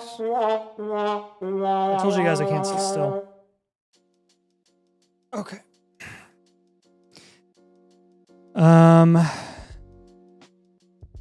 He also said the Chase guy, that is. I got you. Okay, so the Chase one you're saying is not on the table. So it would be between London and then Rasheed and Pickens would be another viable option for you. I would look at either one of those.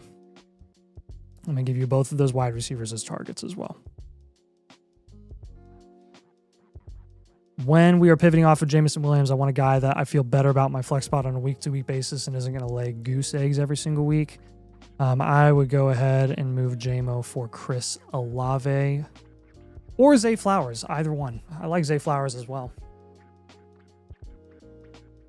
I'll give you Flowers. That's probably more possible like right now today because Olave's been playing really well the last couple of weeks. So we will go Flower.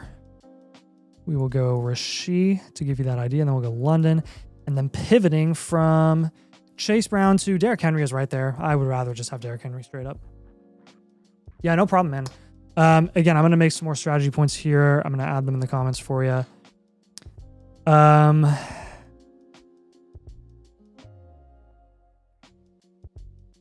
Consider down tiering from Herbert to Baker or Dak and get another massive wide receiver upgrade. So like that's one where you would do like Herbert and a lesser wide receiver for a lesser QB and a much greater wide receiver.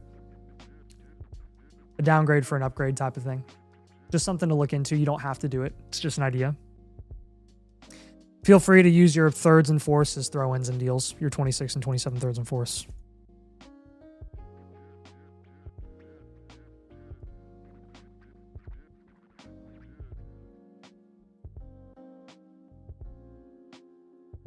Again, whatever gets those deals done, whatever gets those improvements, those upgrades done, whatever maximizes the production upside of your flex spots and your wide receiver 2 and 3 is going to essentially solidify your status as a top contender in this league. You did just lose Jaden Daniels, which is worth noting because you don't really have a viable backup outside of Mac Jones, and he's only viable right now because Brock Purdy is injured. I would consider moving off of Jaden Daniels. I would down tier from Daniels to Patrick Mahomes. That's what I would do if I were you. If you really need that QB help long term, because Daniels might miss some time. Does that make sense, Lions? Again, if you have any follow-ups, feel free to let me know. You can also send me a DM on Discord. We're going to get this blueprint sent to you within the next 24 hours. But again, really appreciate you supporting us, man.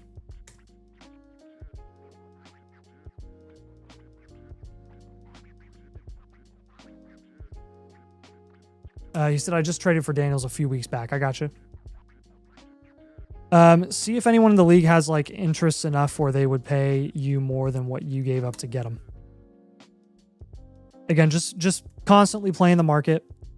But you know, times are constantly changing in the middle of the season, so maybe you'll get interest from a rebuild more than you would have previously for Jaden Daniels because he got injured. Because they're like, oh, well, that means I get to avoid scoring points, right?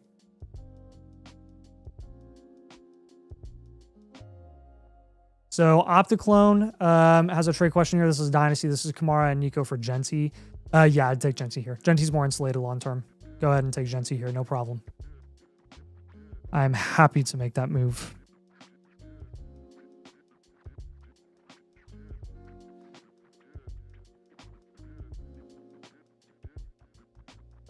Again, guys, if you want to get your team reviewed tonight, you can follow the bit.ly that I just dropped in the link there. You can sign up for the annual Motherflocker tier if you're not a member. Use code DOMAIN. You'll get a free voucher applied to your account. Just submit that voucher, link your team, and I will do that on the live stream for you tonight. If you are already a member and you just want to get an a la carte free, or if you want to just get an a la carte live blueprint, that's the second option on the bit.ly there that you're seeing, and we will do that for you tonight as well.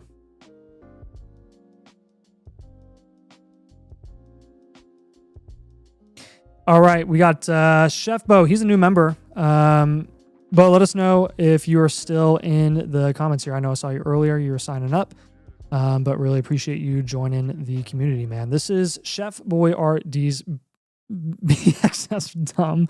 That's a long team name. Have a league mate soon to accept a trade of Alvin Kamara for Trey Benson and a 26-second Love Y'all's content, but excited for a team review for a while now. Awesome, dude. So that trade I think is very fair. So you're getting, you said soon to accept, so I'm assuming it has not been done yet. So you will be getting Trey Benson. Okay, cool. Yeah, I think that's a fair deal. I have no issue with that. You're playing the value upside long term of Trey Benson, just hoping that he can kind of gain value like he did when he was announced a starter and then he went on IR. Once he's back, hopefully he kind of moves up boards a little bit more. And Kamara is just a contending hopeful, essentially, at this point. He's not even a contending difference maker right now. He's just a hopeful.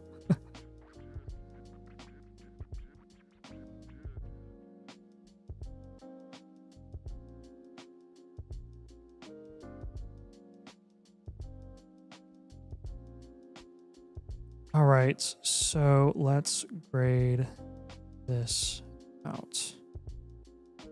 This is a 12-team, 1 QB, full point PPR, half tight end premium. I'm gonna give you an 8 straight up at QB because you have Mahomes and he's balling out right now.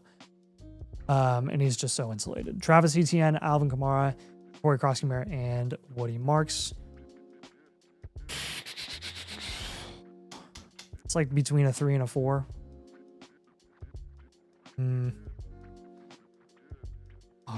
I'll give you a 4. Ted McMillan, Travis Hunter, Burden, Judy. That one I'll give you another 4. And then Brock Bowers is a 10. So 8, 4, 4, 10. Your record right now is 5-2. Whew. I'm not going to lie, dude. That is, I am surprised by that. Yes, sir. Still here. Awesome. You are 5-2. No. Wait. Hang on a second. Am I looking at the right team? Yes, I am. You're 5-2. What are you in points for? You are second to last in the league in points for. And in points against, you are dead last in points against. So that's why you're 5-2. That makes sense. You've gotten some wins because you've got some low scoring opponents to start the season. Because I'm not gonna lie, dude, looking at this roster, and I think this is the case based on the move that you're about to make, moving off of Kamara for Benson.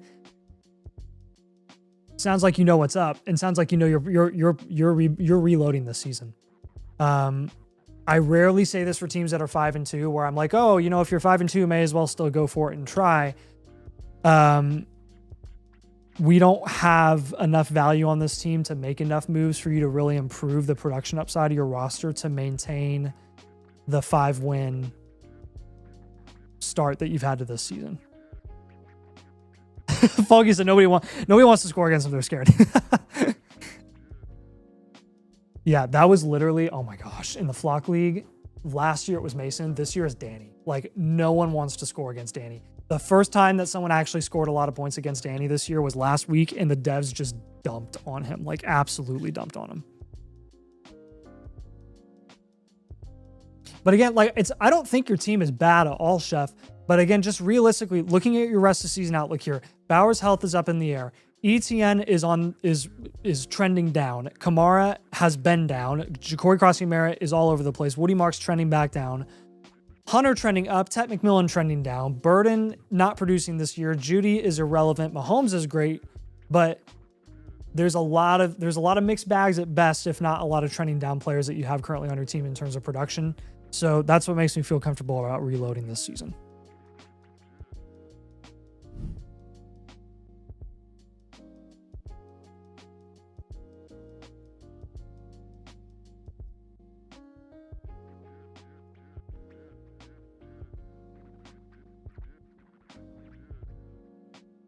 What I would prioritize when you're making trades on this team is focus primarily on insulating your value. You have a lot of value volatile assets, specifically ETN, Cross-Merritt, Marks. With Kamara because you already moved off of them. So what I would guess is you're probably shopping those other running backs as well. I would definitely encourage you to do that.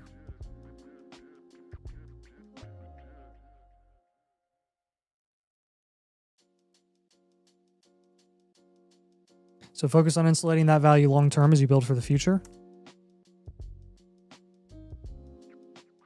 And target assets that have yet to reach their value ceiling.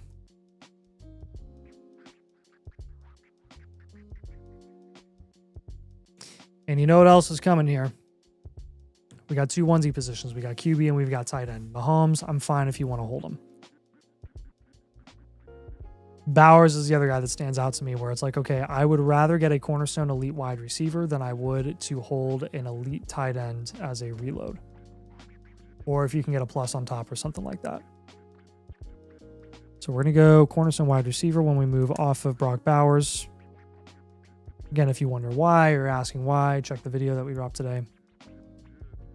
But yeah, we're going to take ETN and Woody Marks. And we're going to go safer long-term asset. And then we're going to take Ja'Cory Cross-Merritt and we're going to go safer situation. Going to trade the rest of those running backs. You're already on your way working on that. But Bo, feel free to drop in the chat or the comments any questions that you have while I'm doing this, by the way. Happy to answer your questions in real time.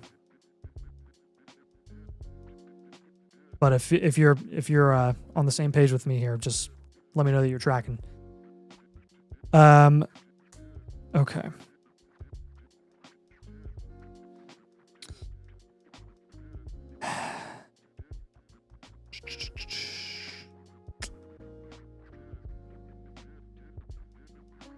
So, looking at guys that I want to target when we're trading Bowers, when we're moving off of ETN and Marks, when we're moving off of Ja'Cory Cross-Merritt, you have 2 firsts in 2026, 2 firsts in 2027.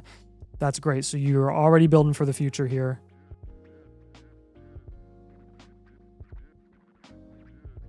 You've definitely put yourself in a good situation to do that. Oh, Brocketh, where art thou? Market value right now. Mecca's right there. Neighbors. So what I would do is I would move Bowers straight up for Malik Neighbors. League isn't all that active and currently undervalues Bowers. Okay. So have you already tried to shop Bowers? One thing that I would recommend is if you're trying to shop Bowers, number one, don't put him on the trade block, because then you're just telling your league that you want to sell him. And generally, what your league mates gather when they see another league mate say that they want to sell a player, they just automatically assume that they can get an underpay.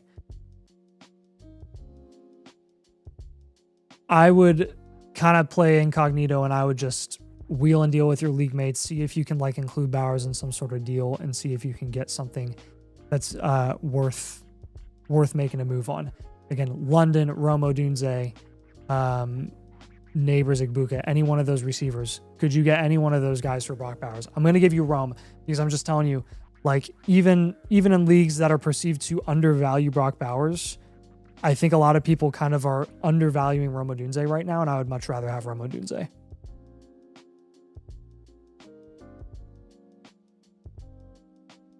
Traded Neighbors, unfortunately, for 2 firsts, AK, and Burden. This is a first-year startup, and I was 4-0 at the time. I got you. Okay. Okay. So Neighbors off the table, but I would try for Rome. Okay. So Rome will be one here. I'm also going to give you Golden as another target. He's kind of a value upside shot at wide receiver. I'll give you Brees as a running back target. A lot of contenders really low on him right now. He will move back up in value next offseason, or even this season if he gets traded in the middle of the year, as bad as the Jets are looking. You'll see an automatic value bump. And then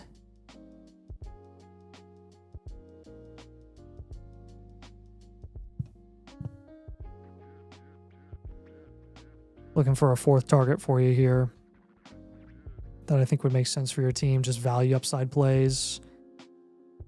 I do think that Brandon Ayuk is a pretty good value upside play right now. I'll give you Ayuk. So Romo Dunze, Matthew Golden, Brandon Ayuk, and Brees Hall are going to be your targets here. And like you were saying, like, some people in your league undervalue Brock Bowers, so you don't have to force a Brock Bowers trade. Only sell him if you get what he should be worth.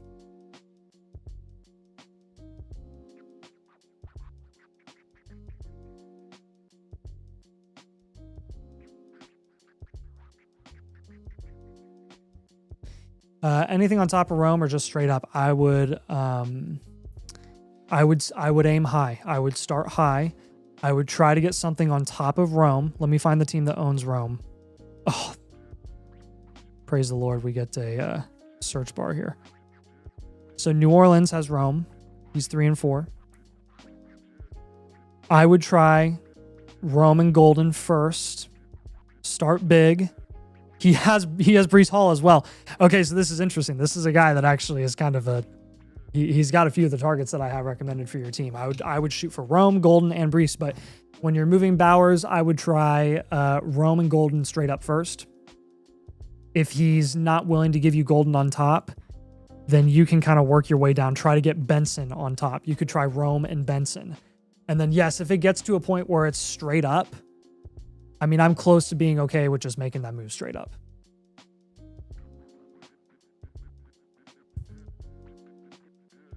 But again, you don't have to rush it. If your league is undervaluing him now, then just wait for him to come back. He'll start scoring points again. Again, it's not about Brock Bowers not scoring points or us thinking that Brock Bowers sucks. This is, given your specific team situation as a reload, I don't like a lot of your high-end value tied up into a onesie position that is not essential to long-term success. I would rather it be tied up in wide receiver, which is a lot more long-term value insulation and a lot more leverage that you have when you're wheeling and dealing in the season. So kind of try those ideas that I gave you there first, and keep me posted on what you're able to pull off there. Send me a DM on Discord. You're a new member here, so please feel free to reach out to me on Discord. Reach out to the community. Make sure you sync your Discord roles, and then you'll have access to all the exclusive channels, all the exclusive domain channels. You'll get to meet everybody in the Discord. They're awesome, super active all the time. Lastly, is it ideal to force a tank since I am second to last in points for or attempt to go for the playoffs? I would be reloading if I were you. I don't want to tank and I don't want to heavily contend. You don't have enough value to be a heavy top dog contender in this league. So I definitely lean reload. But the good thing about a reload is you don't have to tank. A lot of people think that tanking is necessary to have long-term success, when in reality, you could just reload and not be a sucky team and not score 0 points, but just repurpose your value and reinvest in other positions. I wouldn't trade Bowers for a guy that's scoring 0 points, is basically what I'm saying, or is scoring no points or disappointing, or is showcasing disappointing production right now. Like, I wouldn't trade Bowers for BTJ straight up right now. I wouldn't trade away, my entire starting lineup for a player just because he's injured at the moment, right? Just so you can have 0 points in your league and lose out. I don't think you need a tank. I just think it needs to be a quick reload where you're building value over the next 6 months and get yourself in a position where you can be a top contender next year, if that makes sense.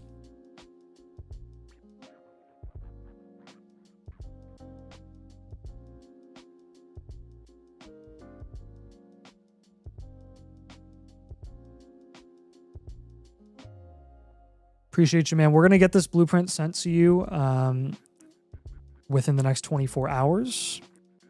And again, please feel free to reach out to me if you have any questions or follow-ups, and feel free to drop them in the chat as well while I'm on stream, and I'm happy to help you.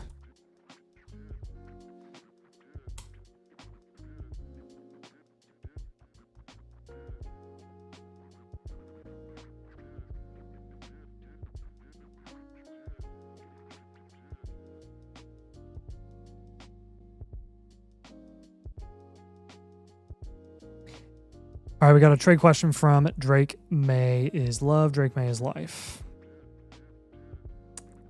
This is, I like this. I'm worried McCarthy's value will rise. This is a Dynasty, 2 QB, 12 teams, start 10 PPR. This is McCarthy and Scat for Rome. Ooh, not bad. I'll take Rome.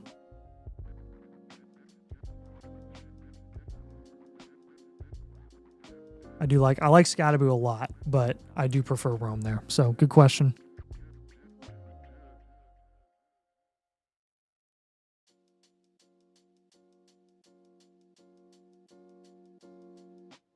All right, we got Opticlone up next. No, actually, Bridge is up next. No, I have not. Let me check. I think I screwed up. I should have paid for the live blueprint to get it done on here. Pretty sure I clicked through that without thinking. This is Travis, Stahl, Hut. Travis, you signed up on the stream today. You're good. I got you, man.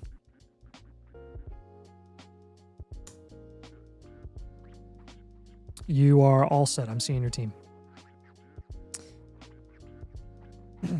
All right. Hey, Nathan, what's up? Lost Mike Evans and James Conner, my bad. And with BTJ playing hurt / off, is this a lost year? 5-2, thanks to matchup luck. Been floating, selling JT and calling a 1-year reload, or should I buy into getting a receiver to make up the depth loss? Thanks, no problem, man. This is Optimus Brian.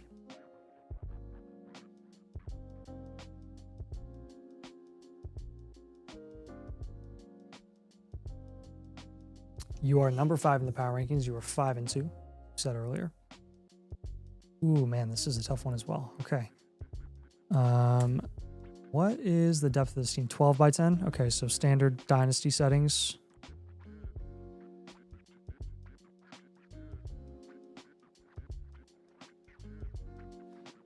First thing that I want to break down here is, where do you rank in points for? You are 6 in points for, and you are 6 in points again, right in the middle of the pack here. You do have ETN, Krosky, Merritt, Marks at running back. Okay, so this makes sense now. Lamar, Justin Herbert, and Matthew Stafford at QB is a solid 8. JT, RJ Harvey, Kenneth Walker, ETN, Krosky, Merritt, Marks. That's going to get you up to like a 6. And then at wide receiver, we got Rome, BTJ, Mike Evans, Shakir, Reed. That's going to be a 5. And then we have George Kittle at tight end, which is a 6 with David Njoku. 8-6, 5-6. We are still going to go well-rounded here. Contend, reload. This is a team where I'm not willing to fold yet. Losing Connor sucked. Losing Evans sucks. You were 5-2 with no Evans for 3 weeks, right? and no Connor since the beginning of the season. And with BTJ disappointing, you're still 5-2. So I think you're fine here.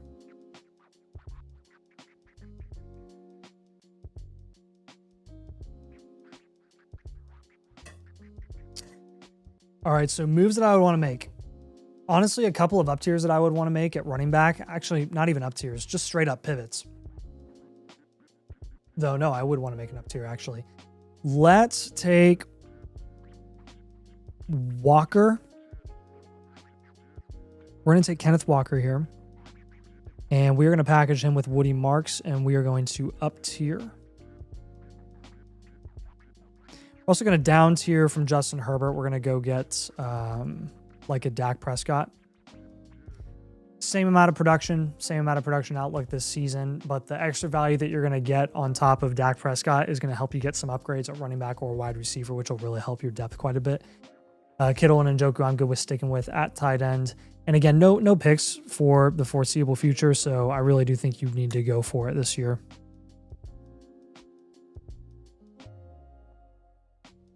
Let's also take Krosky Merritt. We're going to pivot from Krosky Merritt. Yeah, no problem, Brian. And then, yeah, ETN you can hold on to right now. I will, honestly, though, as a contender, I would pivot off of BTJ. I'll include Shakir on the same line as BTJ. I don't think that situation is getting any better in Jacksonville for BTJ this season. He's going to have some good weeks this year, but he is banged up right now. I'm getting a little impatient for contenders. And you can cash out for BTJ or from BTJ, and you can go get a guy in the same value range that's going to have the same production outlook, or if not better, and is equally as value insulated.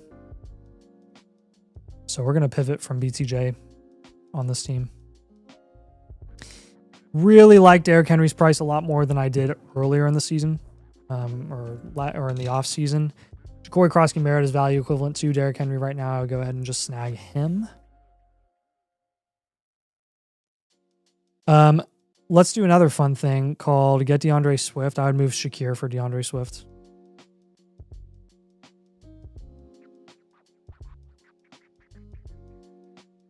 And then when we are moving BTJ,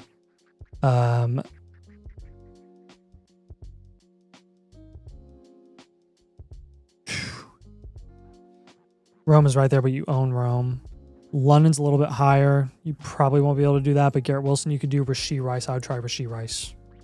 Let's go for Rashee. So Dak, Henry, DeAndre Swift, and Rashee Rice. And again, when you're down tiering from Justin Herbert, try to get an upgrade at one of these positions at running back or wide receiver.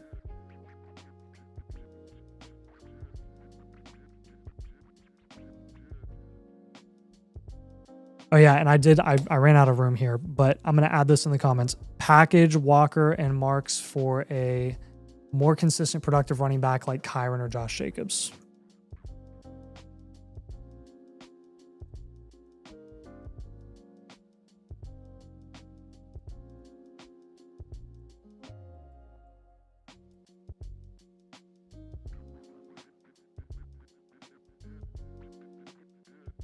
Another thing that I just want to focus on here, again, like I was saying earlier, JT at running back is awesome. Beyond that, we really need to work on it quite a bit. Let's focus on maximizing the production upside of your running back 2, wide receiver 3, and your flex spots.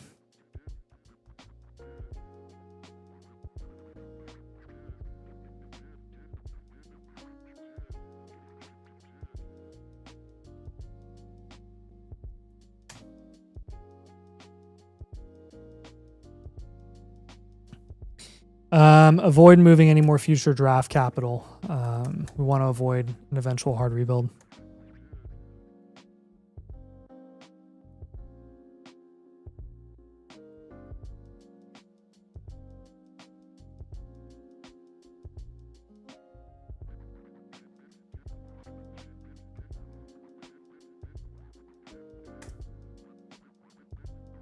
Does that make sense, Brian? Again, Herbert down to your Krosky Merritt pivot, BTJ, Shakir pivot, Dak, Henry, Swift, and Rashee Rice. Do those concepts kind of, are those making sense to you?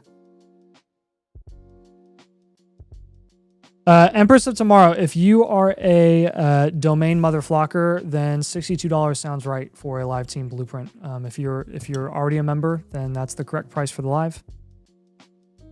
If not, I think it's like 89 or something like that.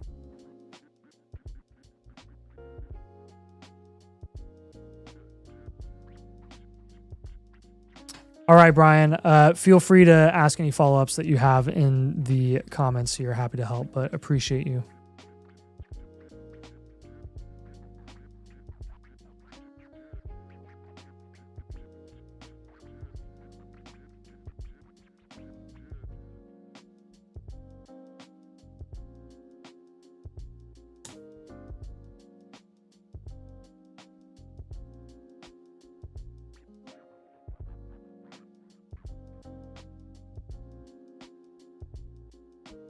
All right, Opticlone is up next.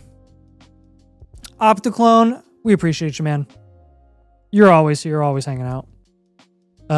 You did say you received an elite value for the team, just looking for mid-season maintenance. Okay, awesome. 6-point passing touchdown, tiered PPR, 40-yard, 50-yard bonus touchdowns, and 100-yard bonus. Haven't sent the trade review trade yet. Okay, cool. So this is Trader Joe. We have done this before, and you did say that you got an elite value.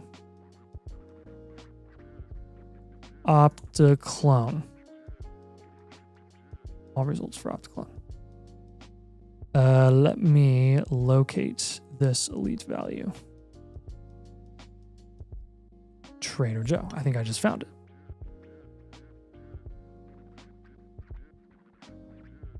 Okay, cool. Yeah, this definitely looks elite.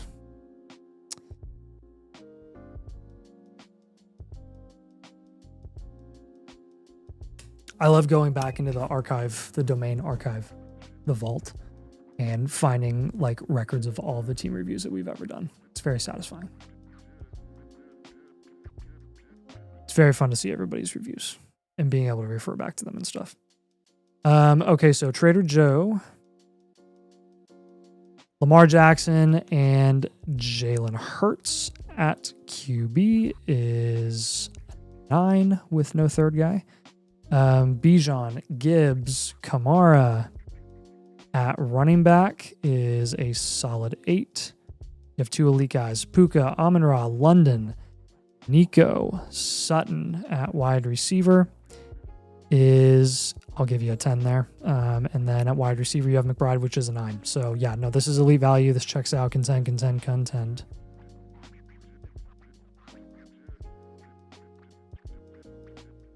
Yes, elite value, contend. Okay, so your picks, 1, 2, 3, 4, 1, 2, 3, 4. Okay, so you have all your picks. So the only way you can get better here, again, is by maximizing flex spot upside. You know how it goes.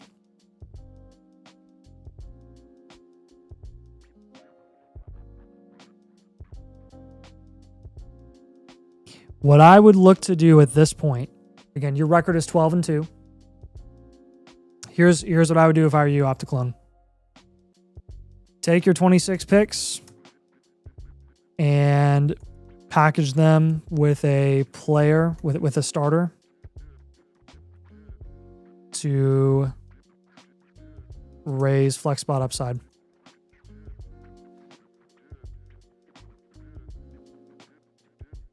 Realistically, looking at this team, Puka's a hold, Amon-Ra's a hold, London's a hold, Bijan and Gibbs are a hold, McBride is a hold, Lamar and Hurts are holds. There is literally one move that you could potentially make, and that is down tier from Hurts to Patrick Mahomes. We did recommend that to you a month ago in September. So I'm sure you've probably already looked at that. Here's what I would do this time around, though. Nico, we're up tiering. Sutton, we're up tiering. And Alvin Kamara, we are up tiering. Again, very similar to last time, you're not going to be able to pull off every single one of these up tiers. But the way you'll be able to pull off 1 or 2 of them is if you include draft capital on top of one of them.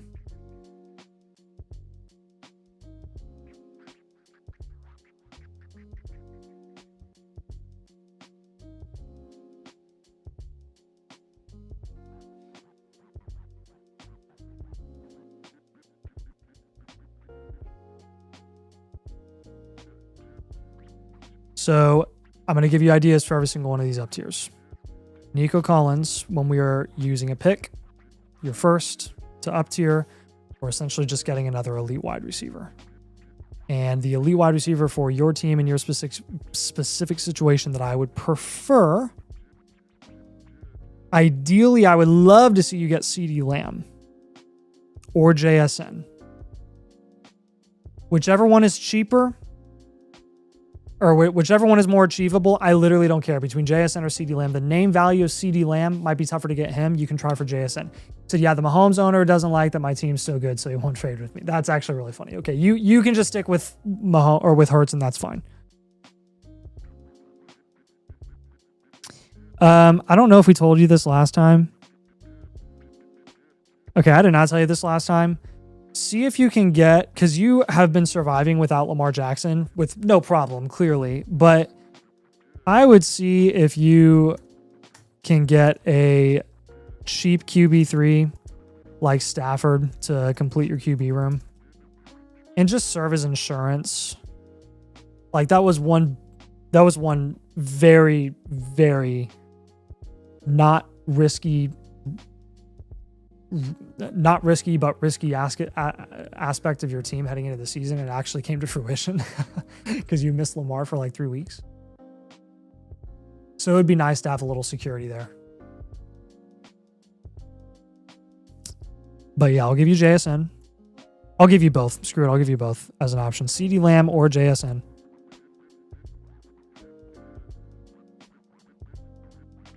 And then if we're doing an up tier from Sutton, I would try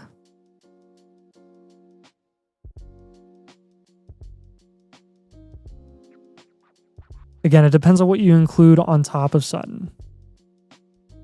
If you're doing a first, I would try to go for like Pickens or Ladd. I'll give you Ladd. I'll be aggressive. Again, I want to get the best players possible. And then Kamara, I would move up to Henry. You could do like Kamara in a second for Henry or something. Does that make sense, Opticlone? Again, this is just maintenance. This is basically just given our rest of the season outlooks for certain players.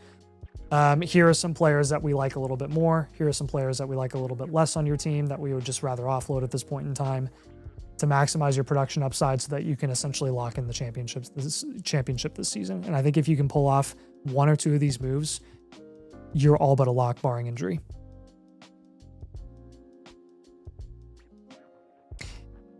That's a heck of a team to flex, Opticlone. Let me know if you have any questions on that, dude.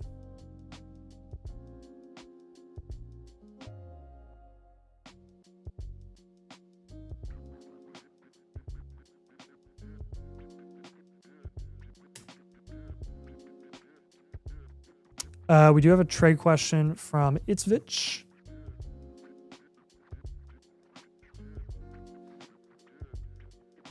And Empress of, looks like we got your team review in. Appreciate you. Opticlone. Oh, my bad. Sorry. I'm looking at the wrong one.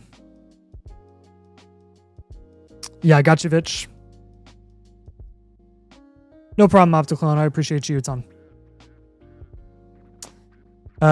Decide to reload after losing Malik and Omarion. Thoughts? I like the idea of selling high on Herbert. This is Herbert and Golden for Jackson, Dart, and Burrow in a Superflex. The Superflex 10 team? Yes. Yep, I would do this easily. I would happily, easily, definitely do this. Good question, it's Fitch. That, even in a 10 team, like, it's a Superflex format. It's a 10 team. Value of QBs as a whole are dropped down a little bit.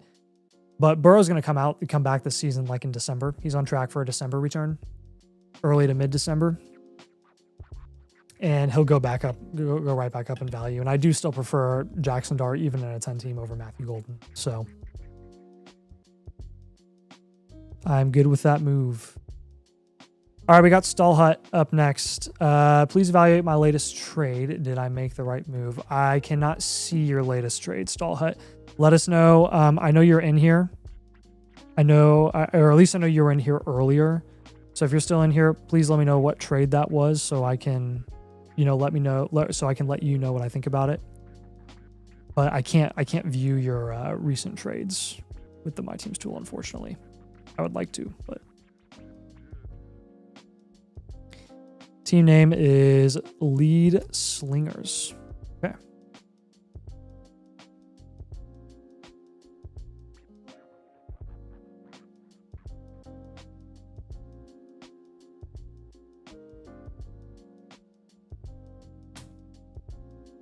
He did. Okay. He said Allen and one of my 26 first for Burrow, Tet, and Warren. Tyler, as in Tyler Warren. What is this, a super flex? Burrow, Tet, and Tyler Warren. Yeah, that was a good deal. Yeah, I'm fine. I'm fine with that trade. You're 3 and 4 here. Let's evaluate your points for and your points against. You are 6 in points for. You are first in points against. A lot of bad luck on this team, and that checks out because you have a pretty decently productive roster. And I do think we have enough moves to make here where we can.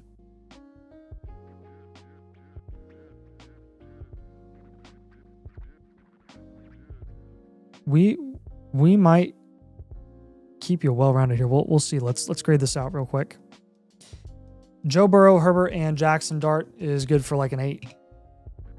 At least. Quinshawn, Chase Brown, honestly, I'll keep an 8 at QB. Quinshawn, Chase Brown, Caleb Johnson, etc. That's a 3 at running back. Puka, Tet, Flowers, Hunter, Golden is a solid 7 at wide receiver, and then Tyler Warren and Colson Loveland is an 8 at tight end.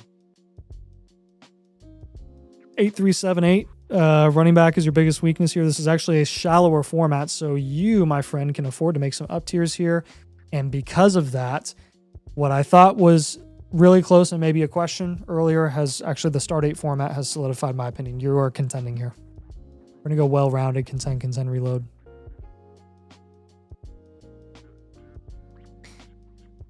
I know you just got Burrow, and I don't mind the price that you got Burrow at all.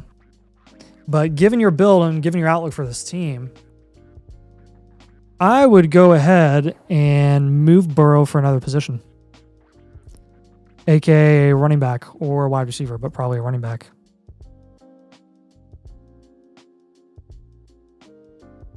Let's pivot off of Chase Brown, go for a guy that I feel better about rest of the season. Again, we can flip this overnight and you can go contend. You're 3 and 4. You're 1 game away from 500. You're right in the mix here. I mean, look at the rest of the league. Number one guy in the power rankings here is 2 and 5. You have a 7-0 team. The rest are 4 and 3, 4 and 3, 3 and 4, 3 and 4, 4 and 3, 3 and 4.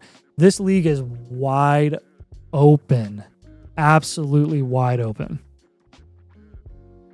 So yeah, this again is just solidifying what I think about your roster, and that is the record is kind of lying. Tyler Warren and Loveland, you really don't need both of these guys. I'm tempted to move Warren for another elite guy at another position and then just move Loveland for Ferguson. But it's really hard to move Loveland right now because he's not doing anything, so you'd have to get him from a rebuild or a reload. You'd have to trade him to one of those teams.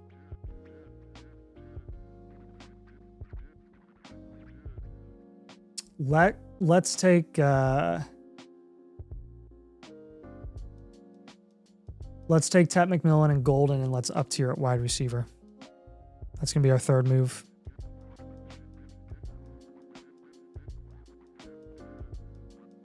Again, I'm gonna make this as a strategy point on your blueprint. Given the start 8 format, you have the value to make 1 or 2 up tiers in this league.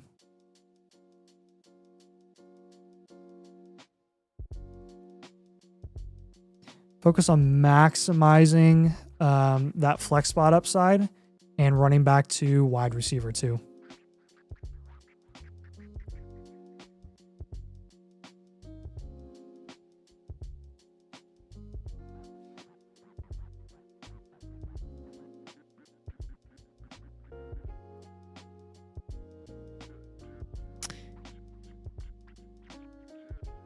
When we are trading Joe Burrow,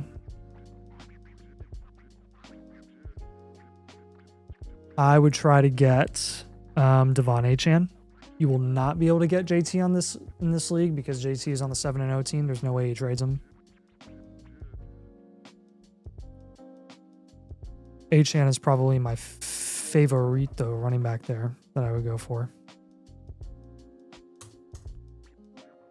So I'll try my best, but most guys don't want to deal with me because they're either new to Dynasty or don't want to continue to stack rings.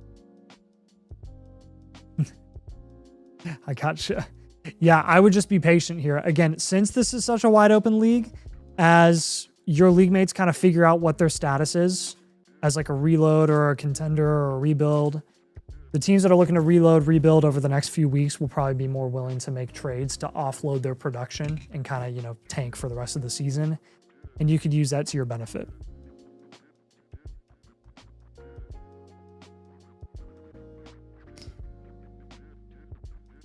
Again, Henry going to be another running back target here. Tet, Matthew Golden, when we're up tiering from those guys. I want to shoot pretty high. I mean, Tet is pretty valuable here. I would be looking at JSN or Amon-Ra.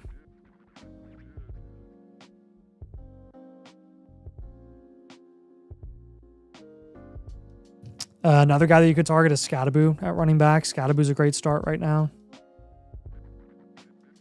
I'm going to add this in the comments. Consider moving Warren for an elite running back or wide receiver and pivoting from Loveland to Ferguson or Kittle. It's one of our favorite moves that we like doing right now is moving an elite tight end, a value elite tight end, for a just as productive tight end in a way lesser tier by moving a depth piece for that tight end. And then when you trade away your own personal, you know, elite value tight end, you go get a cornerstone wide receiver back, which helps you out more in your flex spots. Travis, one thing that I recommend here as well is you do have your first, second, and third and fourth, and your first, second, and fourth, and 26 and 27. I would probably hold those for now, at least for a couple more weeks. And if you end up like 5 and 4, then you can start looking at shopping those picks. If you end up 3 and 6, then I would probably hold on to those picks, which is why I'd be a little conservative for now. I do think your outlook is going to be contending here, but the moves that I'm having you make do kind of transcend what your outlook is going to be regardless, because it's going to help you play the market. So also, I feel like Hunter's a cheat code in my DB slot, but I've been offered Neighbors in a 26 first and 27 first. Good gosh. I mean, is he really a cheat code in your DB slot? I mean, I guess he's going to be because he's starting to trend up there. I'm taking Neighbors in the picks.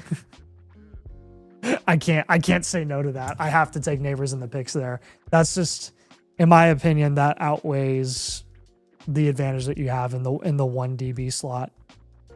There's only one Travis Hunter in the entire league, and the one that owns them is like it's a luxury item. It's a luxury item essentially. Everyone else in your league is getting by with no Travis Hunter because he's the only one. Which again makes it fun to have like that unicorn and to have that potential positional advantage. But I mean, even more than like a tight end, like an elite tight end, there is literally only one, and everybody else does just fine without him. So if you're getting 2 firsts on top of Malik Neighbors, like you have to take that, in my opinion.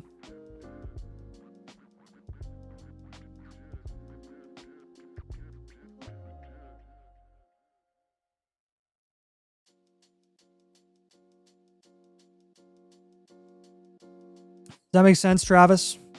Let me know if you have any questions or follow-ups on this. We'll get this sent to you within the next 24 hours as well, but feel free to send me a DM on Discord and with follow-ups. I'll get back to you as soon as I can.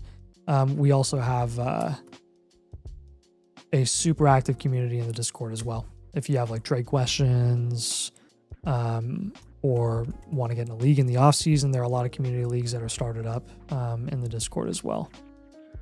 But pick the right time to sign up, man. We've got a ton of new things coming out in the next few months. Great evaluation. Appreciate it. No problem, man. Appreciate you signing up today. welcome to the community.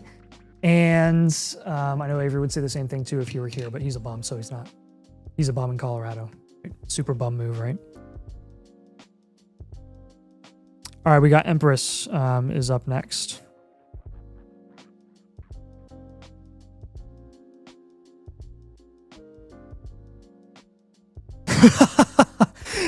Mason said, urgent redraft 12-team start 8 PPR, Nico Collins or Higgins and Diggs. Yeah, I'm taking Nico by far. I mean, is there a world where Sammy ends up winning that deal? Yes. Because if Nico just doesn't play and Houston continues to suck and he's just boom bust, then I guess Sammy wins it. But is that move specifically going to save Sammy's season? I'm not so sure.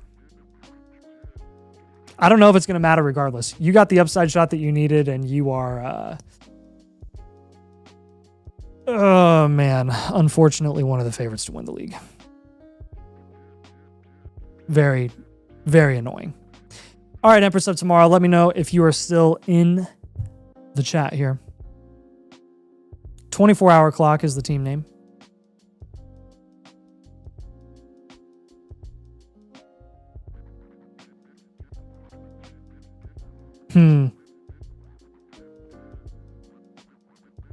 I swear, anytime a trade goes down in the Flock League, everybody just starts like scrambling, trying to make trades.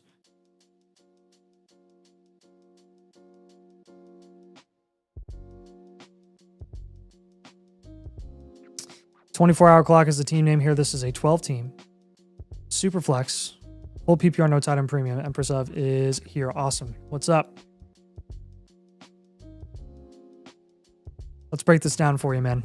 Great wide receiver room. Good running back room. Ooh, this will be fun. So you were number 1 in the power rankings, 11-3.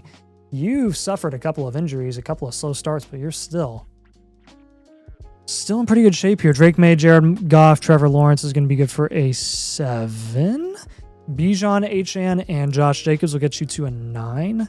Chase, Neighbors, BTJ, and Olave will also get you to a 9. And David Njoku will be good for a 3. So 7-9-9-3. We will go.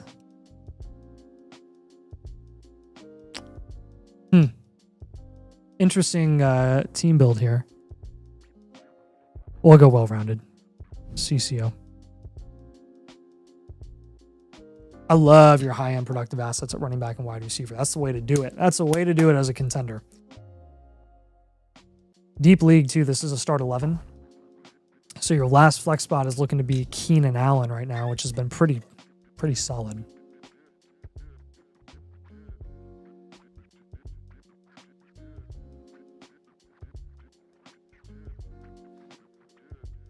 All right, kind of a low-key move, but something that I do think is absolutely worth it. I would pivot from Jacoby Myers. Jacoby Myers right now is market value equivalent to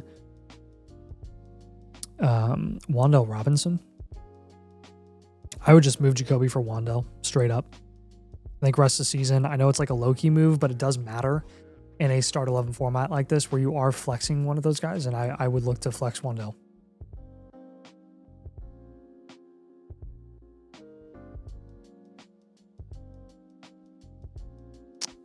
Let's go other position with Trevor Lawrence.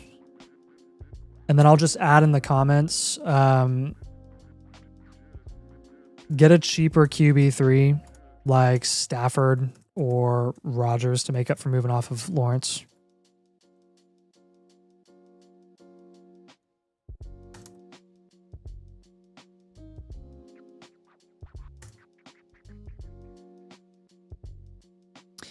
You have a second next year and a fourth, so no first. So that just kind of solidifies what I want you to do on this team. Bijan, H.N., Jacobs, Chase, Neighbors, BTJ, Olave. I do think with as insulated as Malik Neighbors is and on this team as an 11-3 team, to me it makes no sense for you to not at least shop Malik Neighbors for production. Obviously, don't undersell Neighbors. You should be getting a top 8 cornerstone wide receiver in return. Some rebuild or reload has to be interested in him, right?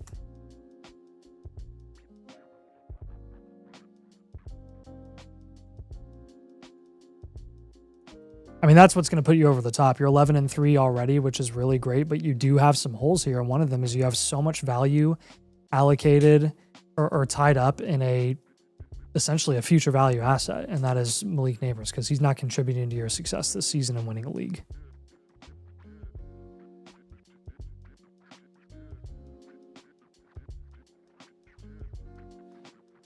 So with Neighbors in his price right now, I mean, he's right there by JSN. He's right there by Amon-Ra. Either one of those guys I would take.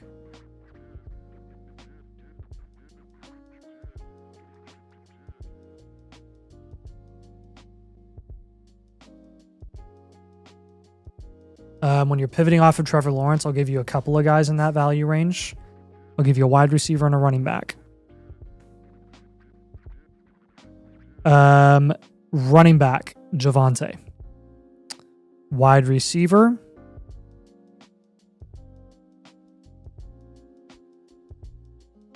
let's try Flowers.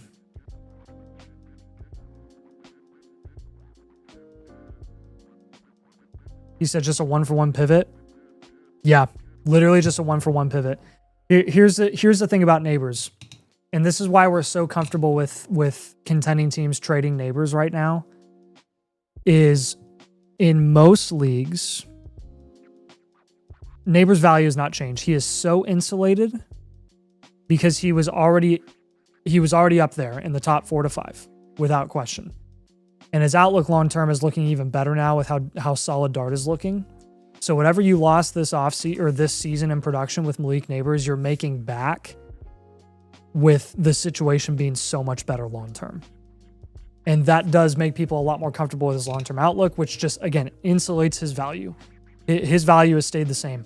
So when we're looking at a big tier of wide receivers, like the top 8 guys all being viewed in the same tier, JSN, CeeDee Lamb, Amon-Ra St. Brown, we don't view them any differently, honestly, in terms of like value, insulation, long-term, etc. And the other guys that I mentioned, you're getting production out of every single one of them, and you're not with Neighbors this year. So yeah, just a 1-for-1 pivot. And there should be a rebuild in your league that's willing to do that. Because it's kind of a win-win, because they're not getting a value loss by getting Neighbors because he is so insulated, and they're offloading production on their team for no cost. Like, they don't have to sell a player low just to offload production. They're just doing a 1-for-1 pivot, and they're getting no production. You're getting the production that you need. So Javonte, JSN, Flowers, and Wandell are going to be your targets here, moving off of Lawrence, Neighbors, and Jacoby Myers. Avoid moving any future draft capital for the foreseeable future.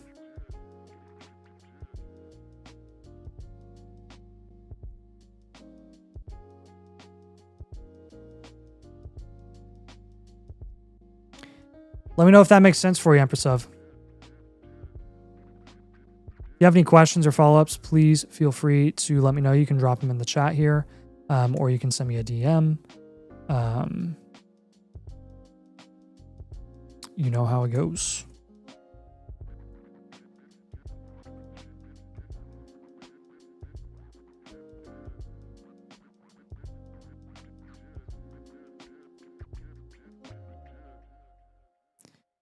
All right, we got a couple of trade questions here.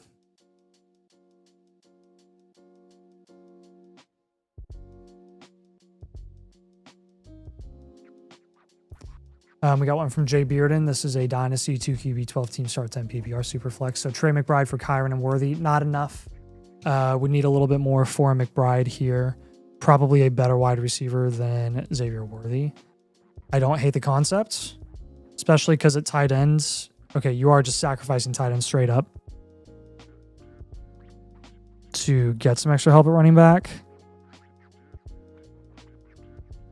But here on this team, I mean, really, I would want, value-wise, I would want someone like Marv.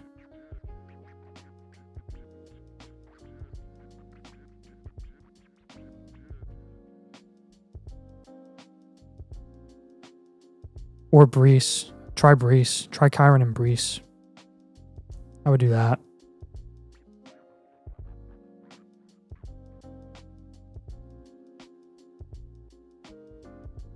There's just like, there's kind of a sweet spot between where Worthy's being priced and like Marvin Brees. Somewhere between there that I feel a little bit better about if you're going to make this move. Darko says T. Higgins, RJ Harvey, third and first and second. For James Cook, Sutton in a second. So cancel seconds. Third and fourth don't matter. This really is Higgins, Harvey in a first for James Cook and Sutton. So Sutton and Harvey cancel. Cook for Higgins in a first. As a contender, I would call this deal fair. I don't have an issue with you making this move. I'm fine with that. Appreciate you, man. Again, guys, if you want to get your team review tonight, not a very long line. If you are not a member, you can sign up for the annual Mother Flocker tier. Use code DOMAIN. When you use code DOMAIN, you sign up. You'll get a free voucher applied to your account. Submit that voucher, link your team. I will review your team on the live stream tonight. If you are already a member, the second option there on the bit.ly is going to be your go-to. You can buy an a la carte live blueprint. All right, we got Cooper. Appreciate you, man. Hopefully you can get to it tonight. Yeah, I got you, man. You were 2-5 looking to rebuild, made some moves this year already to snag 26 picks.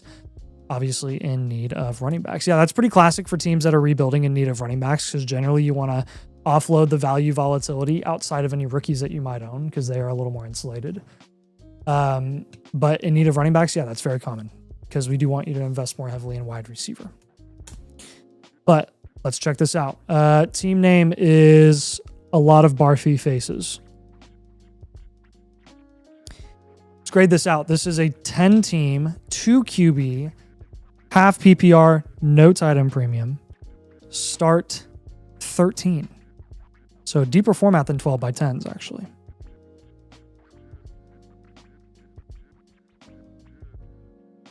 Herbert, Stroud, Daniels. It's like a 6. More like a 5, actually, in a 10 team. Harvey, Chase Brown, Charbonnet, Braylon Allen. At running back, it's going to be a 3. Lamb, Ladd, Golden, Downs, Leggett. Going to be a 5. And we've got Gadsden and Fannin at tight end, which is another 5. Got 2 firsts next year and a second and 2 thirds in 2027. So we are going to go hard rebuild here. Again, like I mentioned earlier, focus primarily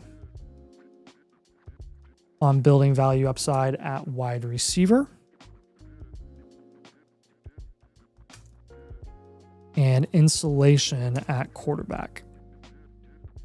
Feel free to target buy low rookie running backs as you build for the future. So like Harvey is a great hold as a rebuild reload. Henderson is a great investment as a rebuild reload. Obviously risk in each one of those guys, but it's a risk worth taking if you're going to invest in any other position that isn't wide receiver as a rebuild. Moves. Let's take CJ Stroud and let's pivot to a guy that we feel a little bit better about. Let's also pivot from Justin Herbert. Right now, Justin Herbert is right there by Joe Burrow. I would try to get Burrow before he comes back. And then let's take Chase Brown and go other position. Chase Brown right now, his value has fallen, but there are still guys in that value range that I prefer more than him.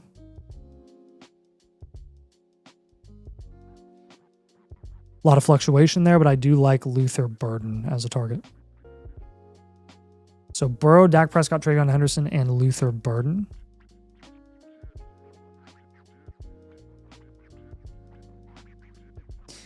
You are, honestly, I'd probably down tier from Herbert, actually. No, because you can pivot to Burrow right now, and that'll be a value one sooner than you'd think. Shop Charbonnet to the Walker owner, see if you can get an overpay. And take any of your depth. Harold Fannin, by the way, I would pivot off of Harold Fannin as well.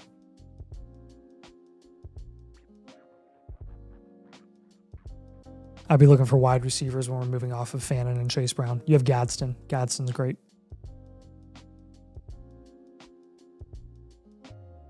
So yeah, I'll add that in the comments. Shop Charbonnet. See if you can get an overpay from the Walker owner.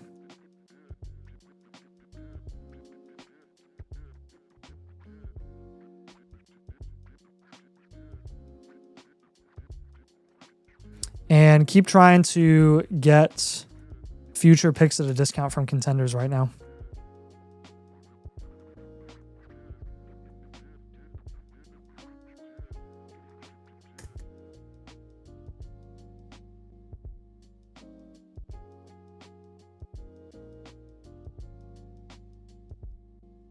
You know what I just noticed too? You have 3 QBs, not 2. You don't need to move Herbert and Stroud both for QBs. I would move Herbert for another position, actually, to get a better wide receiver, and then I would pivot from Stroud to like Dak or Goff, and then just kind of fade QB. You can own Goff and Jones. I'll still keep Burden as a target for you, but I want to get a better wide receiver. Like I would go get a Garrett Wilson or try to buy low on like a Malik Neighbors. See if you can get Neighbors or Hampton at a discount right now due to their injuries as well. So Goff, Henderson, Garrett Wilson, Luther Burden will be your refresh targets there. Herbert, other positions, Stroud, pivot, Chase Brown, Harold Fannin, wide receiver.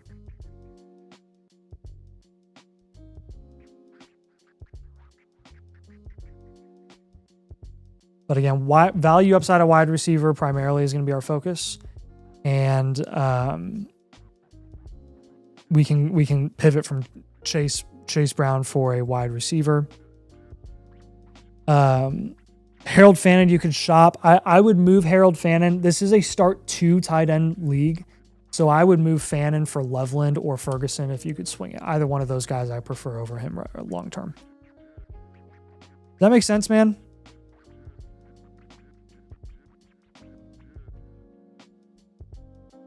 Really curious as what's the difference between the Mother Flocker and the Infinite Blueprint? The Mother Flocker comes with the Infinite Blueprint. So if you sign up for the annual Mother Flocker tier, you can apply one of your teams that we review to the Infinite Blueprint program. That would be the first team that the team review voucher that's applied to your account when you sign up with the annual Mother Flocker tier. When you submit that team, we will send you your initial blueprint, and then we will send you an additional link that will get you that if you sign up with that. Sorry, if you fill out that form with that link that we send you, that will then enroll that specific team in the Infinite Blueprint, if that makes sense. So you get one free Infinite Blueprint included with the annual Mother Flocker tier when you sign up. What's the benefit to getting Infinite Blueprint over Mother Flocker? Yeah, so again, hopefully that answers your question. Any additional Infinite Blueprint purchases are like if you want a second team, if you have multiple Dynasty teams, and you sign up with the annual Mother Flocker tier, you get one of those for free with the first team review that you submit. But any additional ones, you'll have to purchase the a la carte option, the a la carte infinite option. And then we'll do those for you as well. If I sign up for a blueprint with the Mother Flocker before the stream, can I still get it on stream tonight? Ebro, if your blueprint already says in progress, then we have probably already started it for you.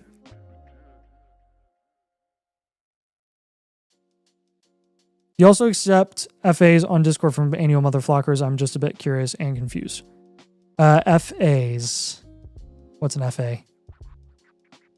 Free agent? Do I accept free agents? Depends on what type of free agent.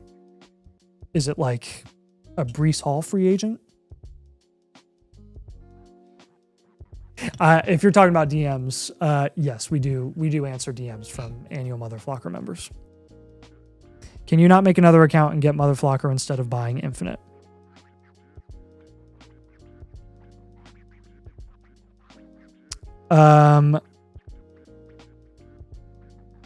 Yes, you can do that.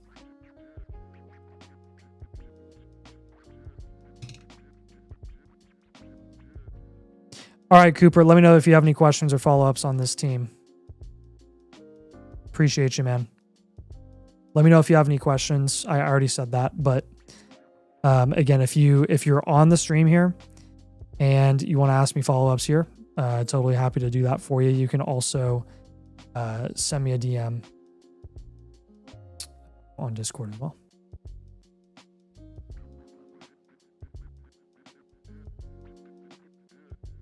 Oh, I gotcha. Yeah. I'm not going to lie. I answer DMs more than I accept friend requests. I know some of you guys have to have the friend request like accepted before you can actually send me a DM. So here's what you can do. You can tag me in the general Discord and say, Nathan, accept my friend request so I can send you a DM, and I'll go and look through and I'll answer the friend request. I have so many standing friend requests because I'm really bad at checking them. I answer like the DMs that come through, I see those like right away. But the friend requests, like those have stacked up a little bit.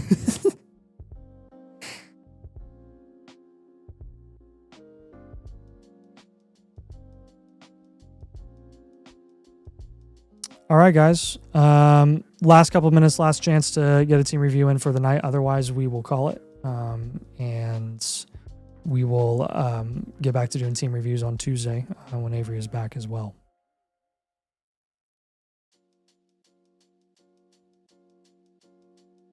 Oh yeah, no problem, Falky. Thanks for reminding me. Honestly, I need to I need to look through.